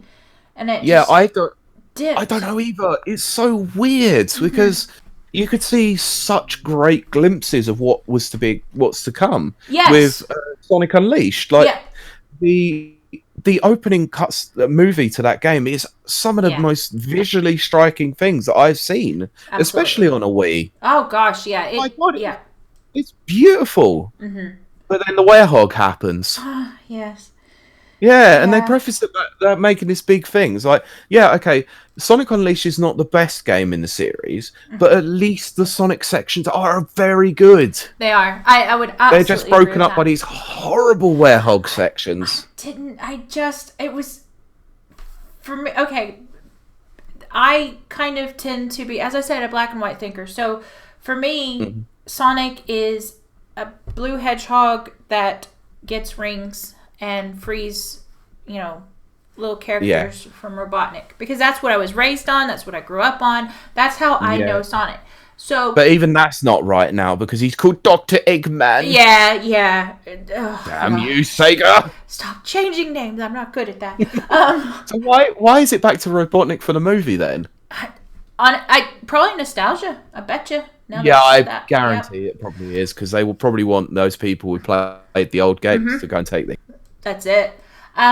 So when these, I would say starting with Sonic Unleashed and then followed by Sonic and the Black Knight and just, all the other ones, the Sonic Lost World, which I didn't realize came out after Generations. Generations came out in 2011? Was it 2000? Yeah, because it was the Was it 2011? Yeah, yeah. I'm Blimey. shocked. I did not realize it came out that far. It was to do with I think it was the 20th anniversary. Yeah, it was. I'm actually looking at a copy of the game right now because I own it. Oh, okay. Free. So for some reason, I'm such a terrible person and bought that game. I mean, it's good. It's good. It's a good game. It is. Well, that's what I'm kind of saying is I don't know if it was because of the fan base, crying for more or something. Because it's always been a vocal fan base. But they took Sonic. Oh yeah. They added tons of characters. Yep. And they would take him and just have different, like the Werehog or Yep. Sonic there was always and the a Black gimmick. Knight. Yeah, gimmick. That's perfectly. Yeah, they always had some sort of crazy gimmick with it, like you said, Sonic and the Black Knight. Who the heck ever wants to go back to medieval age and use Sonic with a sword? Now, I mean, there are people that will live and die by that and say that is one of the best Sonic games. I can't follow you there. But I'm afraid those people live and die by that sword. There you go. Exactly. Because it's so not... I can't follow. My brain can't follow along. It's just like, why is this happening? Why is this a thing? I didn't get it either. I looked at that when it was announced. Tank. Yeah. It's very strange. And then, kind of going back to character introductions, like, I think the first one was Tails. Yeah, it was. And I hated him. Me and you're gonna fight. I know. I didn't understand. Here's what I didn't understand. One, I didn't understand why he had two tails. I was very confused about that. And for flight, obviously. Obviously. And then here's what made me really hate Tails. Okay. When you would go into the special zone. Yep. And you had to. Oh God, yeah, that was the most annoying thing in the world. I know exactly what you're going to say. He gets in the way all the time and loses your.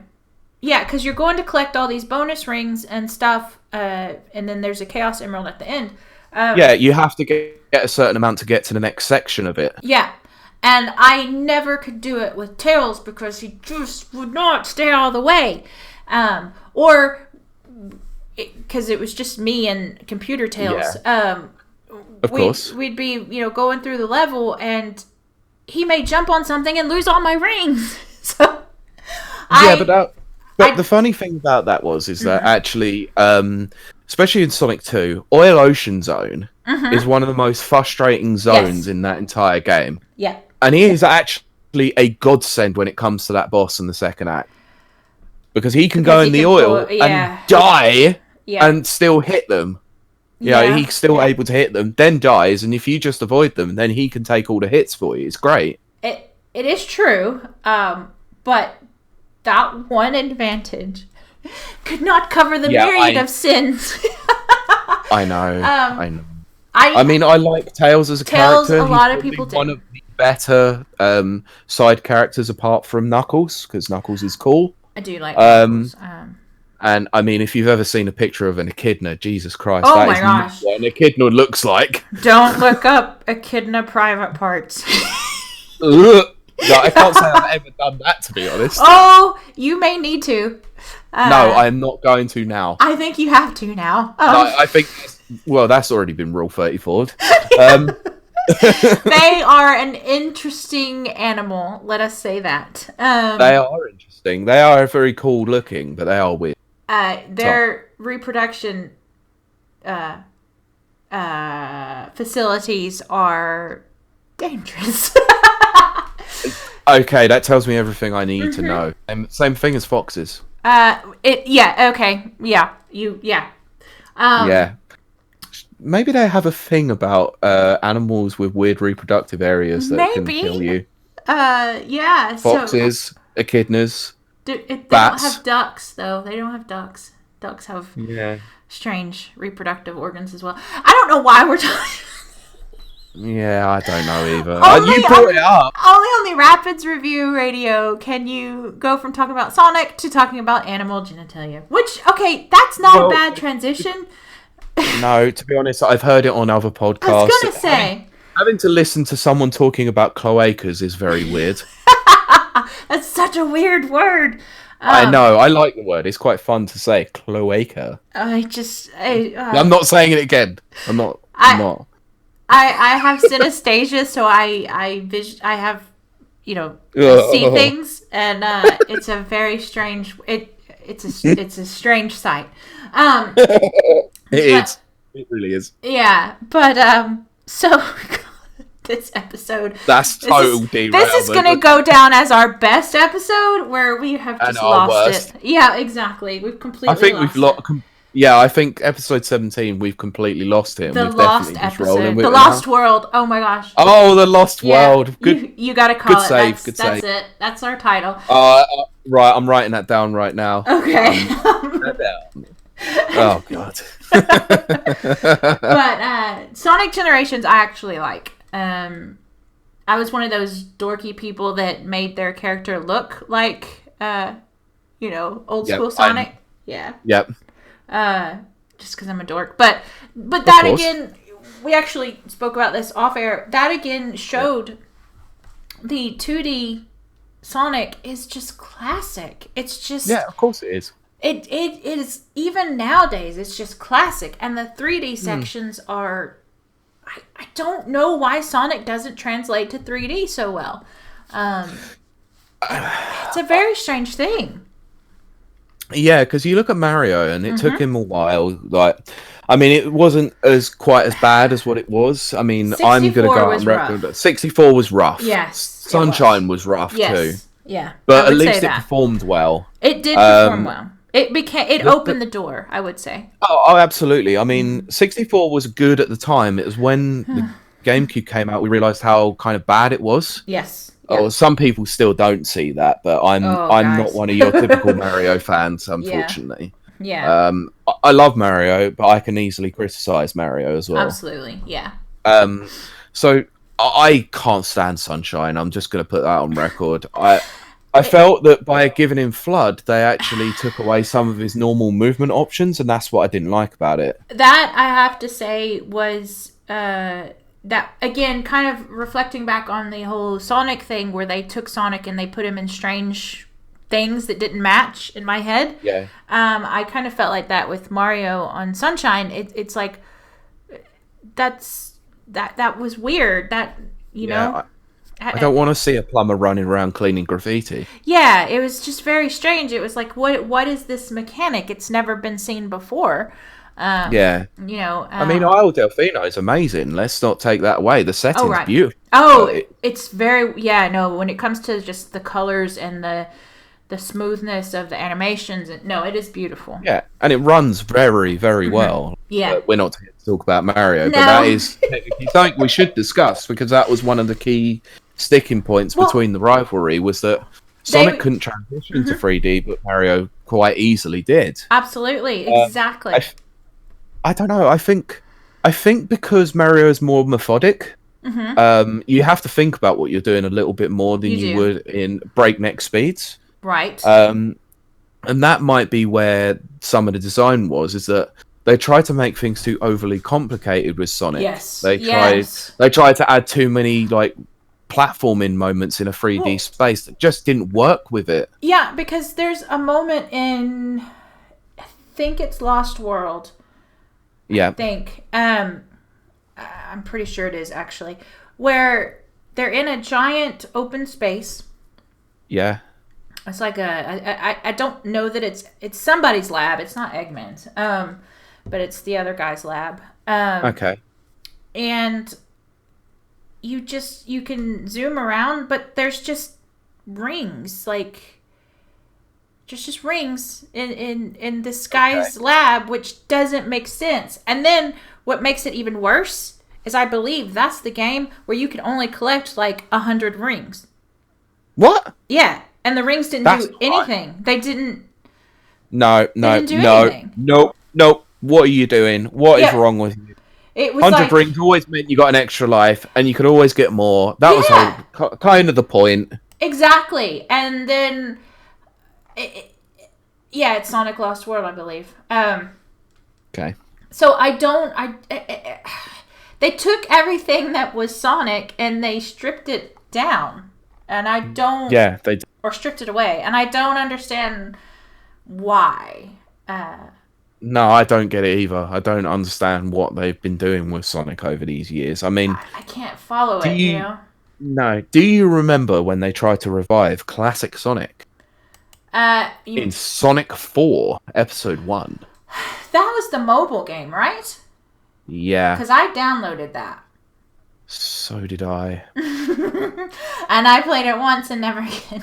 I played it for 2 minutes, saw that wonky as jump animation, and I put it down. I put it down, and I burned my phone on that slag heap. Yep. And just decided to try and forget about it, and then they released episode 2, and I couldn't forget about it then. Oh gosh, yeah. It wasn't good. I mean, it was rough. It was rough. It was rough. They were trying. They just didn't pull it off. They just didn't pull it off. I'm sorry to say that. I'm sorry to all of those 2 fans that like Sonic episode 4, Sonic 4 episode 1 and 2. Oh my gosh, I do feel bad because I know there are fans. They have fans. But guys, it was terrible. It was terrible. They tried. It was awful. Oh, yeah, and then they finally got it right with Sonic Generations, like you mentioned earlier. They finally brought back classic Sonic. Yeah. And that was such a godsend because Generations is a legitimately good game. Actually, it is. Yeah. Like both 2D and 3D sections are very good. I think the redesigns that they have of the 2D levels in 3D, I think, are really fun. Well, I would definitely feel very confident in saying that Sonic Generations 3D levels are the best 3D levels. Yeah, Sonic. It's what they like to call the boost gameplay, and I agree with it. Mm-hmm. It's probably the best that the boost gameplay got, I think. Right. But I'm probably a little bit biased in that one because I don't like some of those games. Yeah. I have to agree. And actually, I was thinking it was Sonic Lost World that I was talking about earlier. It's not. It's Sonic Forces. Oh, right. Okay. We won't talk about that mess. I don't. Here's what I don't understand, because I legitimately did not realize that Sonic Generations came out in 2011. My brain has just muddled all of that together. Sonic Generations came out. It had good reception. Yep. Why they followed it up with Lost World and Sonic Forces and just messed it all up again? I don't understand. I don't get it either. It frustrates me because Sonic Team they are a good studio. Mm-hmm. They know kind of what they're doing, but then they go and take a bunch of crack and then don't know. Right. and kids don't smoke crack. Right. Or you get bad Sonic games. Yeah, exactly. Like I'm not trying to say that crack is cool or anything. You know, it's just they're clearly taking something when they thought these were good ideas. Yeah. And I think I think Rapids Review Radio should go on record saying, "Don't take crack, kids." Or any kind of fun drugs. Yes, but anyway. There must have been something seriously wrong when they were doing it. Do you reckon it's possible that Sonic Team themselves have probably run out of ideas of how to advance Sonic's 3D gameplay? Because they clearly have hit a brick wall. I mean, it would explain a lot. It would explain the tons of characters that they've thrown at us over the year. Let us never talk of Biggs the cat. Can we never talk about Rouge the Bat then? Rouge the Bat, and look, I'm gonna go on record here. Amy sucks too. God, I hate to say this, but as a female gamer, I'm sorry, guys, but You've become a cliche. I really have. I don't like Amy. I know Amy is beloved. Believe me. I've got friends that will like live and die for her. And yeah, I know, but what they don't seem to understand is that all she does is chase around Sonic and relies on Sonic. She's not an independent lady. Yes. She's in his pocket. That's it. That's it. And it's like it's just a strange way to go. And then, of course, Rouge the Bat is very Jessica Rabbit-y, I guess. I think that's probably the best way you could put it. Wow, I didn't realize that it's like it is very furry community. Jessica Rabbit. And yeah. But oh god. You know, they did try to come out with stronger female characters, but again, we didn't need them. No, this is Sonic. There's barely any story with it anyway. Exactly. And maybe that's it. Maybe that's what it comes down to. Sonic really never needed a story. Just the basics was good, you know.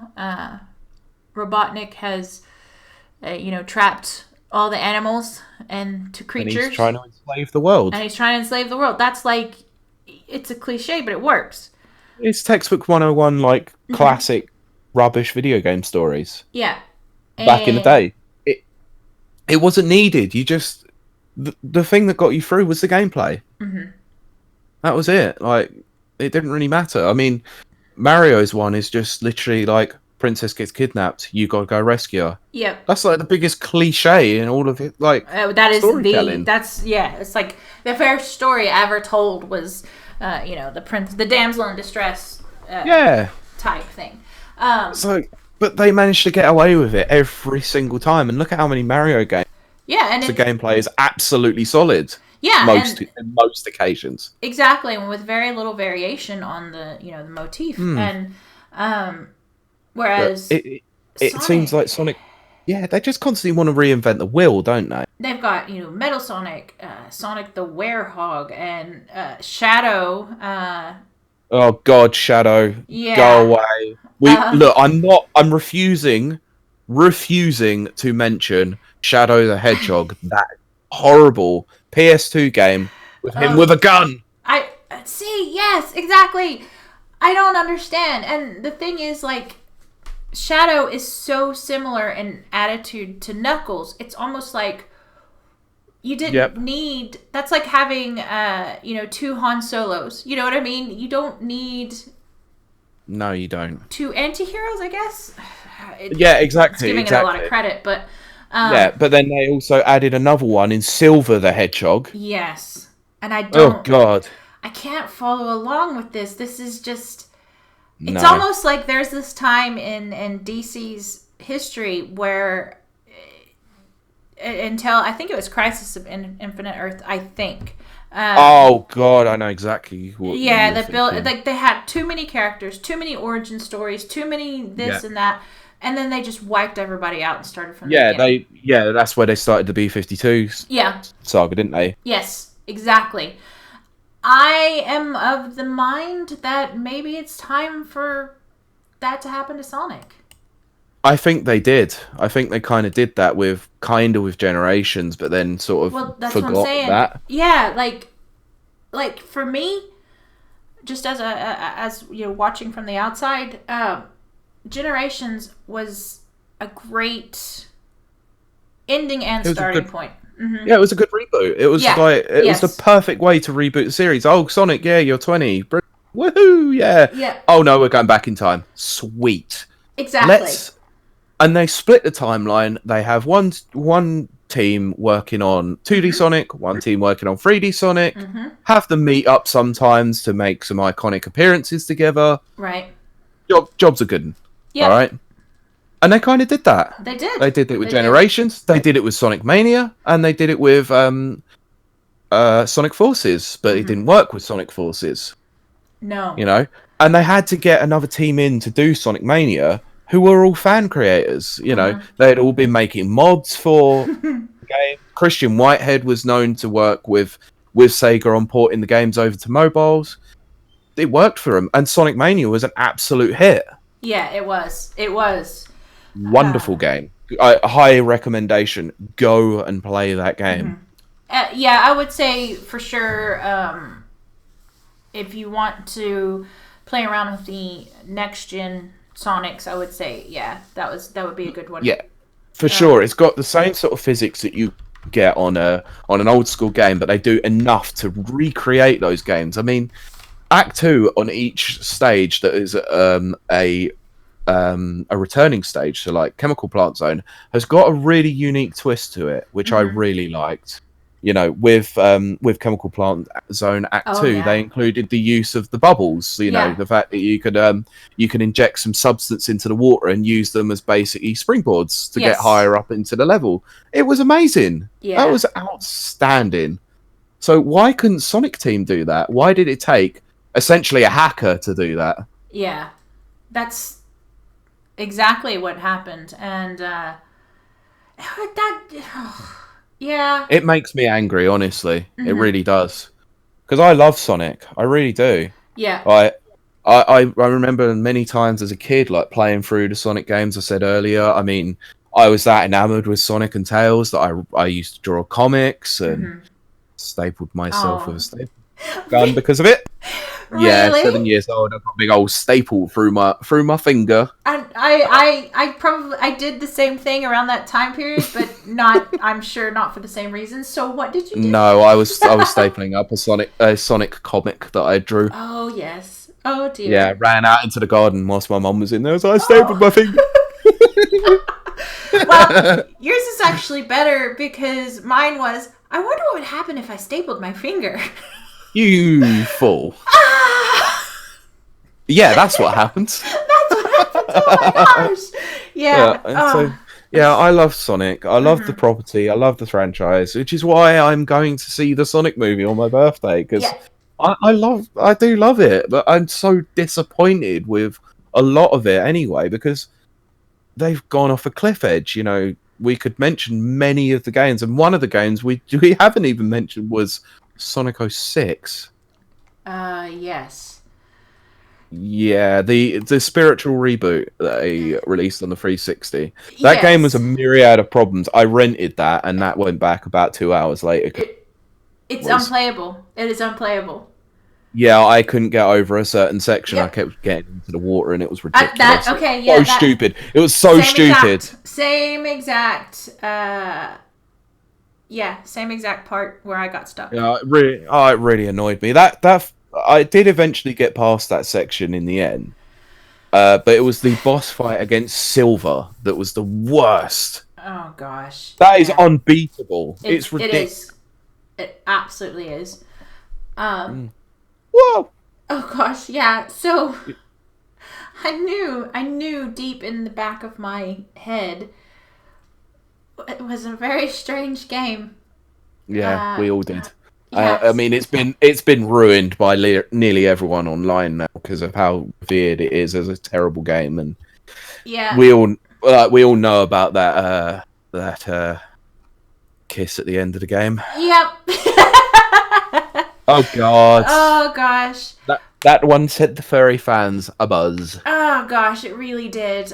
Which nothing against the furry community. No, not at all. Will towards them. It's more the Sonic fandom, which leads me to the next game called, I don't know if you've ever heard of it. We did not talk about this. The Sonic Dreams Collection, which was released in 2015. Yep. And on Windows. I've seen it as a Let's Play. Yeah. It is, oh guys. Now, please bear in mind, it is a parody game.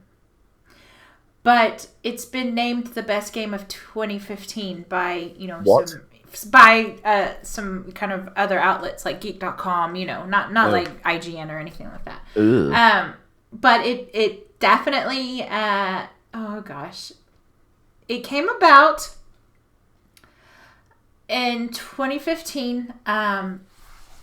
They claim that it was because it was discovered on a Dreamcast software development kit purchased on eBay in 2013. That's not true. That's just the kind of thing. It consists of 4 sections. One is Make My Sonic, which I thought was interesting. I thought it was create your own Sonic? Yeah. Well, they kind of had that in Forces, where they had you create your own Sonic character. Well, and then in Generations as well. No, they never had that in Generations. Oh, was it Forces then? Okay. It was Forces. They had a create a character in that, and that was it. It was very weird. And then, but this is really bad.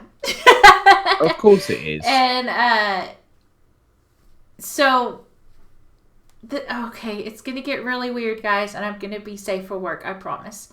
Okay, right, but this will be the last thing we talk about Sonic, because this is going to be hideous. Yeah.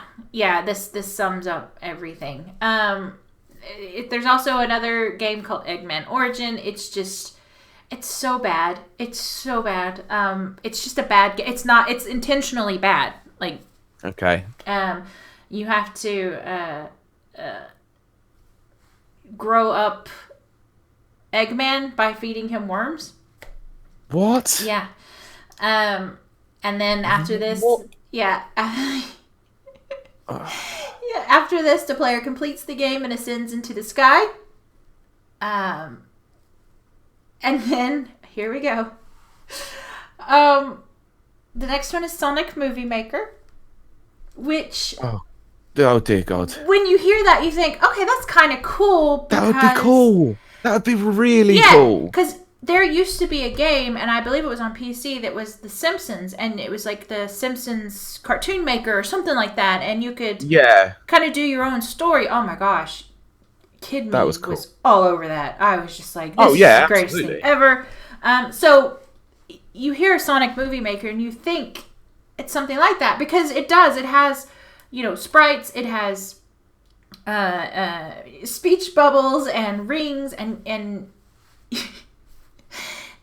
so when you load it up, it seems like you're, this is really cool. But then you start going like, what? Because you have your backgrounds, your levels, which is a garage, or garage, as they say over here, a prom dance floor, and a hospital room. Huh? The hospital room.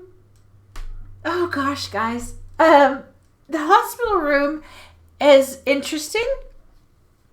Why? Because I'm gonna regret that. Yeah, you are. Because baby Sonics can be delivered there. Oh no! Actually, you can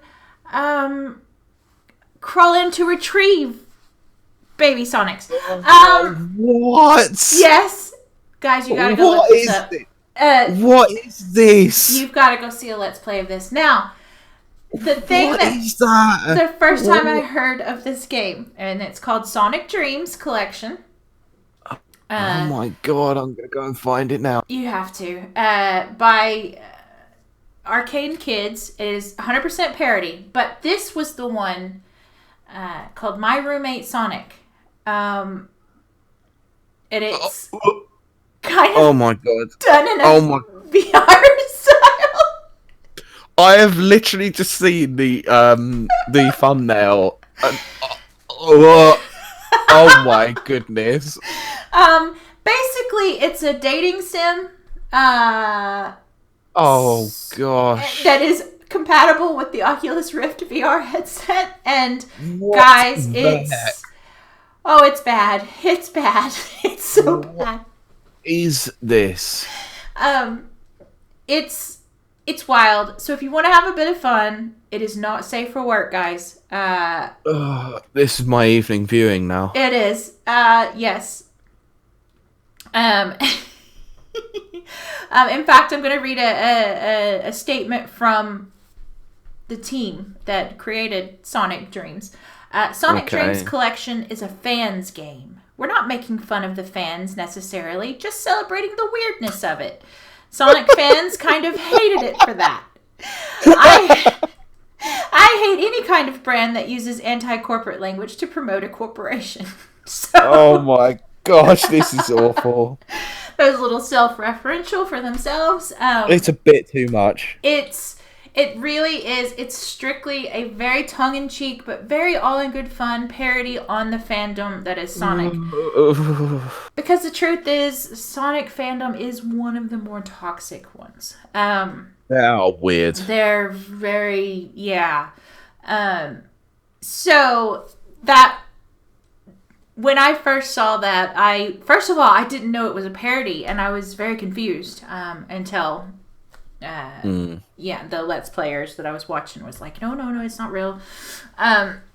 Because they have like statements in the game that make it sound like it's been released by Sega. But it hasn't. Yeah. It's pure parody.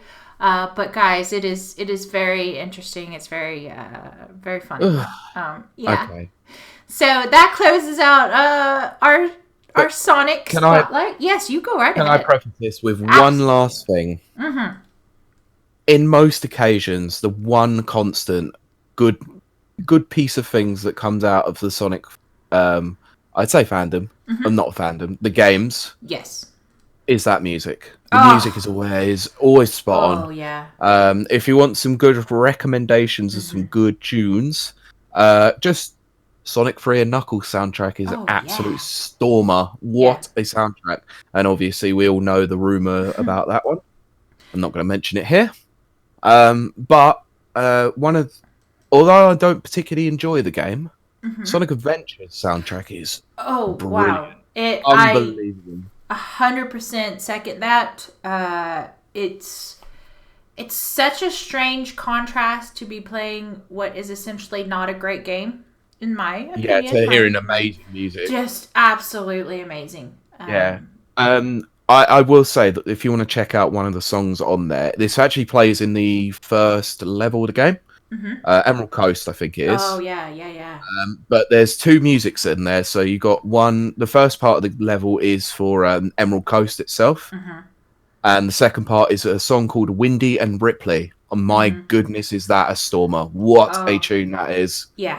Yeah, absolutely. Love it. 100% great, especially if you're the type, which I know that I am, and I'm pretty sure you are, to listen to game soundtracks while you work. All the time. Yeah. All the time. Yeah, that's my life at work. Yeah, I think we've even traded a few. Yeah, we threw a few between us. Yeah, like, over I still the years. have one I've got to give you that you're going to flip out. But, yeah, so Sonic music has consistently... it's just really good. It's just really good. Yeah, absolutely. Yeah, I mean, they got a composer in to do Sonic music for Mania, who's not the usual composer, but this guy nails it. His name is T. Lopes, and he is quite fantastic. Yeah. He does some amazing remixes of the classic Sonic levels, but adds his own little twist onto them as well. Because, like I said, with the game itself, Act 2s of the classic stages are usually reimaginings. Even the music does that too. Oh, so good. Oh. It is beautiful. Absolutely. I even put a comment on the SoundCloud page when it actually was up for the music, and he personally responded and said thank you. Aw, that's excellent. Because I thanked him for his work. Ah, that's very good. Very good. Yeah, look, music gives me joy in my life, all right? And if someone actually does it well... Oh, absolutely. I agree. But yes, so I think that wraps up our kind of half deep dive into Sonic, because you're going to watch the movie. And I am, and I'll give you a brief review of it in non-spoilery ways. Yes. I've heard it's gotten a good buzz at the moment, which I'm a bit worried about. And there is a post-credit scene. As I did see that, and I didn't see the scene. But I saw interesting. Yeah, I saw the stick around. There is a post-credit scene. So. Now I'm gonna have to watch credits. Yeah, you are. They really are sneaky with that. Look, my girlfriend's gonna be sitting there hating life for the next 2 hours. Now I'm going to have to tell her to sit there for another 15 minutes to watch a credit sequence. I think she's going to kill me. Who knows? You know what? That'll be a good thing. Maybe as a non-gamer, she'll absolutely love it, and you'll be able to say, Yeah, maybe. Look, yeah. We'll see. Yeah. I'll come back. I'll check back with you next week on that one. Yes, I'm looking forward to it. But now we move on. No. Don't know why you exaggerated that so heavily. No. Because half my brain is just not working. Would you say that's the black or the white part of your brain? Oh, right. Oh, now you're going to get me into some philosophical discussion. Yeah, no, I'm not going into that. All right, okay. If you want philosophical questions, we got one right here. Yes, so we're moving on to listener questions. Yes. Yeah. Now, this one came to us via Discord, actually. Yeah. Via our review site. So, Alex Laybourne, I think it is, at Gamer Dad Journal on Twitter. Yes. Asked, is Mario a love story at its core? I love this question. So do I. And it's around, what is it, Valentine's Day, and it's just so perfect. Yeah, it's close. Yeah. So, yeah, I really find this question interesting. Now, you and I have both kind of touched on this. We did. A previous episode? I don't think it was last week. It was the week before last week. Yeah. We have spoken about that principle. I'm just going to go ahead and just say my bit, which is probably kind of messed up, but I really love the theory that Princess Peach is actually in love with Bowser. Yeah, I've always loved that one too. I can't help it. I'm silly, and that really appeals to me. And then there's probably a Rule 34 for that. Oh gosh, there is. There is. I didn't want to know why you found out about that one. Don't search it. Don't search it. No, don't. Just don't. It will weird you out. Oh gosh, yeah. We've stated this before. I kind of am drawn to the quote bad guys usually anyway. Yep. So when it comes to the whole Mario thing, oeuvre, the whole thing, I love Bowser, and I just really like Bowser. One of my cosplays is the female Bowser, so I can't help it. Cool. I do think it's a love story, but I think it's a love story between Princess Peach and Bowser. Yes. Yeah. So what do you think? I'd have to agree. I think it is a love story. Oh, I do. I think this is. I would definitely 100% agree that this is probably the Bowser and Peach loving that Mario's playing third wheel and is the one trying to break them up. Yes. And Mario's a sadomasochist because he kills everyone. So, yeah, who's the real villain here? It's about the love between a man and mushrooms. Well, I'll tell you who the real villain is. It's a me, Mario. Yeah, there is. He answers it himself. There is a kind of theory about that. Yeah. But I like. One reason I like the Mario whole universe thing is because you can kind of play around with motivations and stuff like that. But honestly, isn't every story a love story at its core? Of course, yeah. You can't help it, really. You can't get away from it. No. Yeah. But, I mean, to further our agenda about Mario really being the villain, like I said weeks ago about the game fact, was the fact that he punches Yoshi in the back of the head to make him eat things. That's not what a normal hero does. Oh, that was our first game fact, and it was. I loved it. I do always find that funny. Laughing, and I still giggle when I think of the imagery. I was playing Super Mario World not long ago on the Switch online stuff, and I couldn't help but laugh at it every time I saw that animation. Oh gosh, yeah. It's like one of my favourite games of all time that has been tainted now. Oh gosh. But it is fun. There are lots of parodies on YouTube that are actually quite good and high quality. Oh my gosh, listen to Oh, it's Game Grumps. They did a band. Yeah. Oh my gosh, why am I blanking out? I don't know. Starbomb was Right. their band together, and they have a song that is done from. I know about that. Yeah, someone at work told me about Starbomb. Yes, it's very good. Their albums are weird as hell. They're weird, but they're about video games. So they're on Spotify. Yes. So if you listen to the song, Luigi is trying to kind of wax lyrical and be poetic to Peach. I don't know why. But and Mario keeps interrupting with some very NSFW sorts of things. It's so good, guys. It is so good. It is good. Yeah. It's very good. Yeah. Yeah, one of the people at work who's a big gamer as well. Oh, right. He brought me on to that because he was actually going to see him that weekend. Oh, right. Yes, and he was just like, "Oh, you've got to check this out. I think you would like it." So I did, and I was like, "Some of it's weird, and some of it's like really interestingly funny." It's definitely weird. And they have a Smash Brothers one, and they get Markiplier to do the announcer, of course, voice. But anyway, yes. God, we got off on here. The next question. Yeah, that was fine, a great question. Fine. Yeah, and that was a really good question. I just love it. We have the best questions.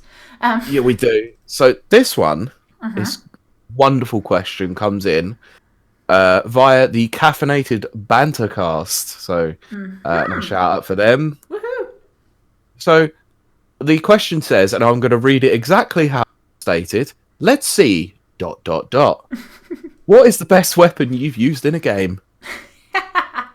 Well, what is yours? Easy. No, there's no question. It's the Buster Sword. Oh yeah. Okay. Wow. Like, how can you not say that there is a more iconic weapon out there? Oh my gosh. Yeah. It's massive. Like, nobody can literally carry that thing properly anyway. Nope. It weighs a ton. It looks immense. It's sharp as heck. Yep. And you can store materia in it. Oh so you can do magic with it. There you go. Also, the amount of limits that you get from it. Who the heck can conjure out a blade beam out of nowhere? Wow. It's... Yeah. And it's powerful enough to take down Sephiroth. So... Exactly. No question. Yeah.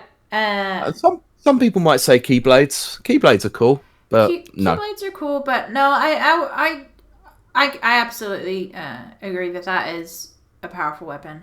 Look, can I just say that it's the original Final Fantasy VII version, not the Advent Children one that comes apart, or the Kingdom Hearts ones that's taped together. Yeah, they look stupid. I can't stand those. Advent Children sucks. It does. Moving 100%. Yeah. At least Naboo was back on it, but jeez. We'll have to do I'm pretty sure I mentioned this before, but we'll do like a video games in media, like movies and TV, so we can talk about like Witcher and all that stuff. Yeah, we probably should. And Advent Children, which is terrible. Look, I was so hyped about Advent Children. I was too. The visuals looked amazing for it, but the story is so nonsensical. It's ridiculous. They just took all the characters and put them in a very strange, nonsensical story that didn't even follow the world of Final Fantasy VII. No, at all. It didn't. I mean, what the heck was it? Yeah. Like the stigmata, was it? Yeah. Or I didn't. There's the red bandana things that they had around their arms. It's like they've been marked, and it's so weird. It was very strange. Very strange. Constantly trying to resurrect Sephiroth. Yeah, we'll go into it more in another episode in the future. So, for me...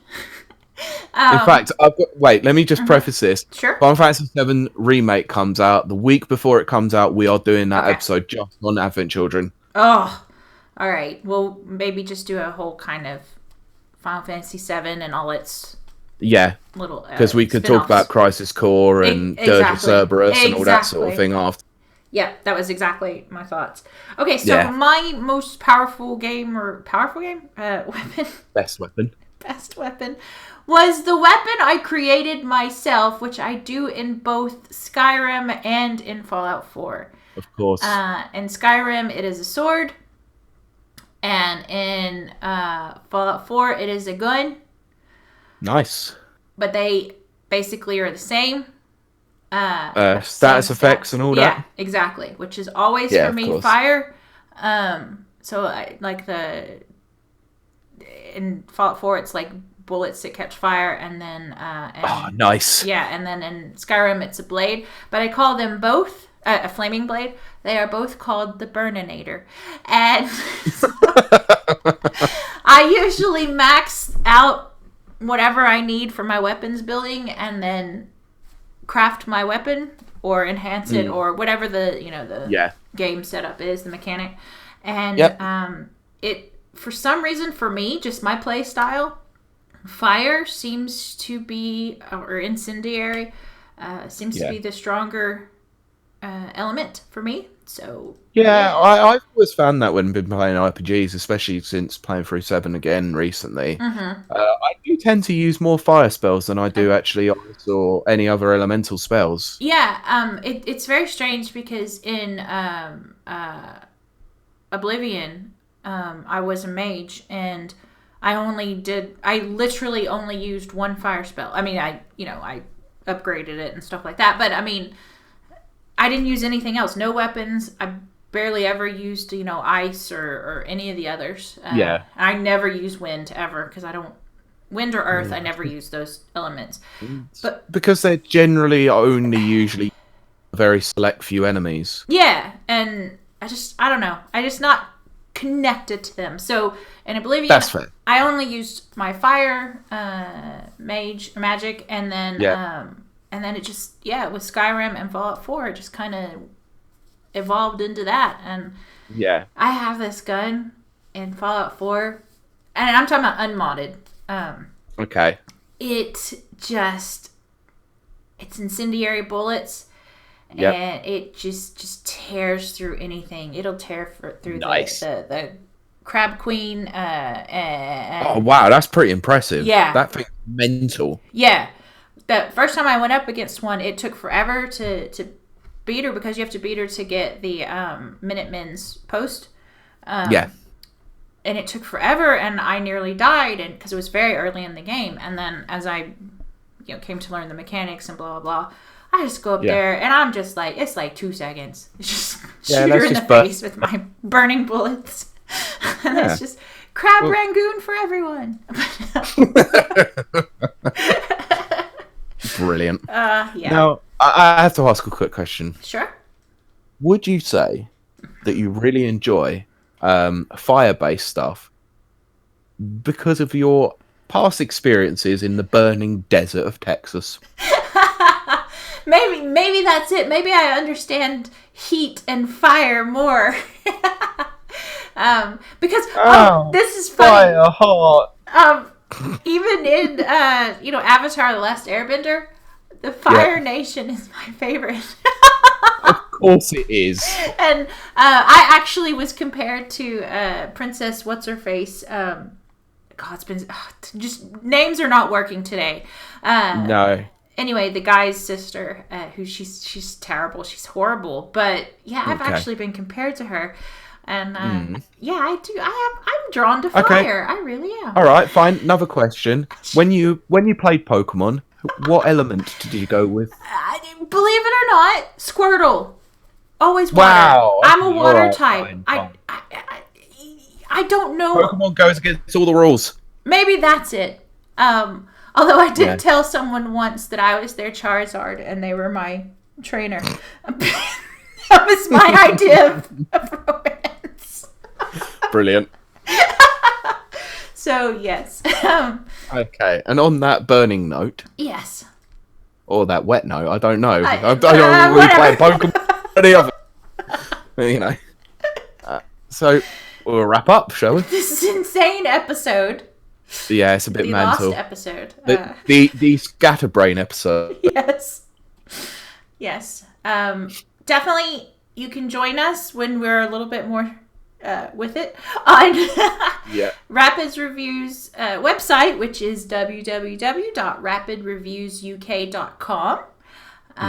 And you can see us on Twitter doing our thing, either at Rapid Reviews UK Twitter or the at RR Radio Pod, which I started tweeting from. I noticed that. Did actually, you see? You didn't have to remind me. I did. Yeah, I'm so glad about that. Yeah, it's because you were having a bad day. I was like, oh. It's fine. You keep up the good work. Yeah, just the work. Keep up any work. Do anything. No, I'm kidding. No, you keep up that work. Yeah.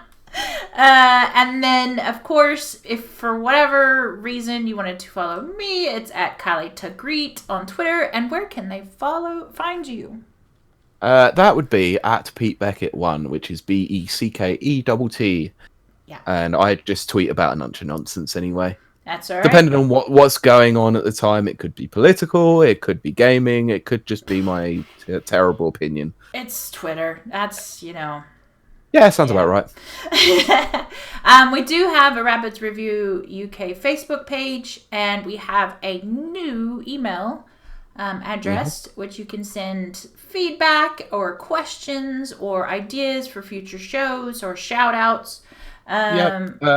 Even stories of your gaming experiences or whatever. We'd love to hear them. Yeah, I'd love to hear them. In fact, I'd like to hear some of the viewers' experience of Sonic games over the years. Absolutely, definitely.